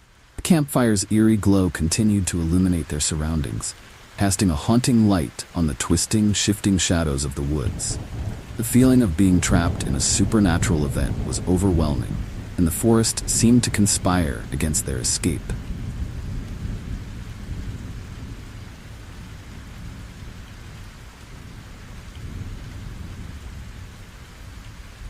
On a foggy evening near Seattle, Washington, Jake was driving through a remote stretch of road when he stumbled upon a quaint, seemingly idyllic village. The village appeared out of nowhere, its old-fashioned charm and cozy houses bathed in the soft, eerie light of the streetlight. Intrigued, Jake decided to explore, thinking it might be a hidden gem in the vast, misty wilderness. However, as he drove deeper into the village, a creeping sense of unease began to settle in. The village had a surreal quality, its neatly arranged houses and neatly paved streets, all looking as if frozen in time. Yet, there was something unsettling about its perfection. The streets were eerily empty, and there were no signs of life, no sounds of conversation or laughter, just an oppressive silence. Jake felt as if he was being watched by unseen eyes, and the fog that blanketed the village seemed to add an extra layer of chilling mystery. Jake decided to park his car and wander around, hoping to find someone who could explain the village's strange appearance. As he walked, he noticed that the houses, while charming, had an unsettling stillness about them. The windows were dark, and the doors were closed tight, as if the entire village was holding its breath. The fog swirled around him, giving the impression that the village was not quite real, but rather a ghostly mirage conjured by the fog. As Jake explored further, he realized that the village seemed to shift and change. The houses and streets appeared to move subtly, their positions altering when he wasn't looking directly at them. The sensation of disorientation grew stronger, and Jake began to feel as though he was trapped in a nightmarish illusion. The village, which initially seemed like a charming discovery, was revealing itself to be a treacherous trap designed to ensnare unsuspecting travelers. Fog thickened, and the village began to dissolve into the mist. The once innocuous charm of the place turned into a chilling reminder of its true nature. The streets that had seemed so welcoming were now empty and unwelcoming, and the houses appeared to blur and fade. Jake's attempts to find a way out only led him deeper into the shifting maze of the village, and the growing realization that the village was a malevolent trap became undeniable. In a frantic bid to escape, Jake ran back to his car, but as he reached the spot where he had parked, he found that his car had vanished.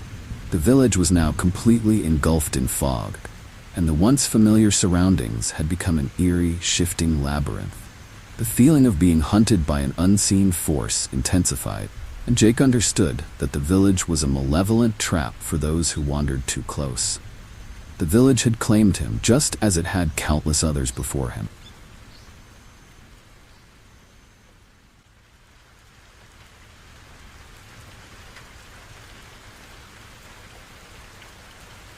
As David drove through a remote tunnel in New York's Adirondack Mountains, the feeling of isolation was almost palpable.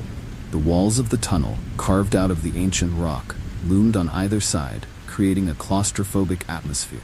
His headlights cast eerie shadows, and the only sound was the steady hum of his engine. It wasn't long before David began to hear faint echoes of his own voice bouncing off the walls. The repetition was disconcerting, making the tunnel feel unnervingly alive.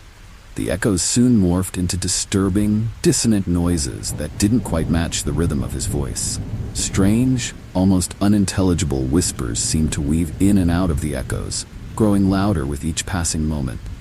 David's sense of unease deepened, and he felt as if he were not alone in the tunnel. The haunting sounds created a chilling ambiance, and he couldn't shake the feeling that something was lurking just beyond the reach of his headlights. As the echoes grew more pronounced, David noticed that the shadows in the tunnel seemed to move independently of his car. The dark shapes appeared to slither and twist along the walls, taking on an almost sentient quality. The once familiar tunnel now felt like a trap, a sinister realm where the laws of reality were bending to some unseen force. David's heart raced as he realized that the tunnel was harboring a deadly secret, one that was determined to keep him from escaping. The unsettling whispers became more frantic, and David's fear intensified as the tunnel seemed to close in around him. The walls, once solid and reassuring, now seemed to pulse with a haunting energy. He could hear the faint sound of footsteps echoing behind him, growing closer with each passing second. The echoes were no longer just a distortion of sound, but a chilling reminder that something malevolent was following him through the tunnel. Desperate to escape, David accelerated, hoping to outrun the eerie presence that seemed to be closing in. The tunnel, however, appeared to stretch on endlessly, its dark, oppressive walls never giving way to the outside world. The whispers grew louder and more chaotic, merging into a cacophony of frightening sounds. David's sense of time and space began to warp, and the tunnel felt like a nightmarish maze designed to trap him forever. In a final, frantic bid for freedom, David turned off his headlights, plunging the tunnel into complete darkness. The sudden change in visibility made the whispers and echoes even more disorienting, and he could feel the oppressive weight of the unseen force pressing in on him. The tunnel's chilling embrace seemed to tighten, and David realized that escaping the tunnel's haunting grip would require more than just physical speed. It would demand a confrontation with the dark, sinister presence that lurked within.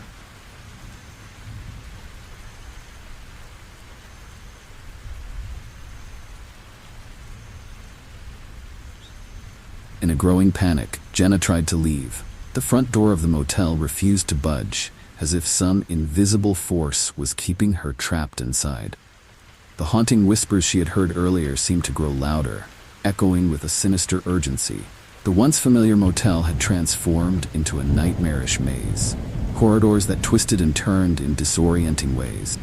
Jenna's heart pounded as she realized that the motel's true nature was far darker than she had initially imagined.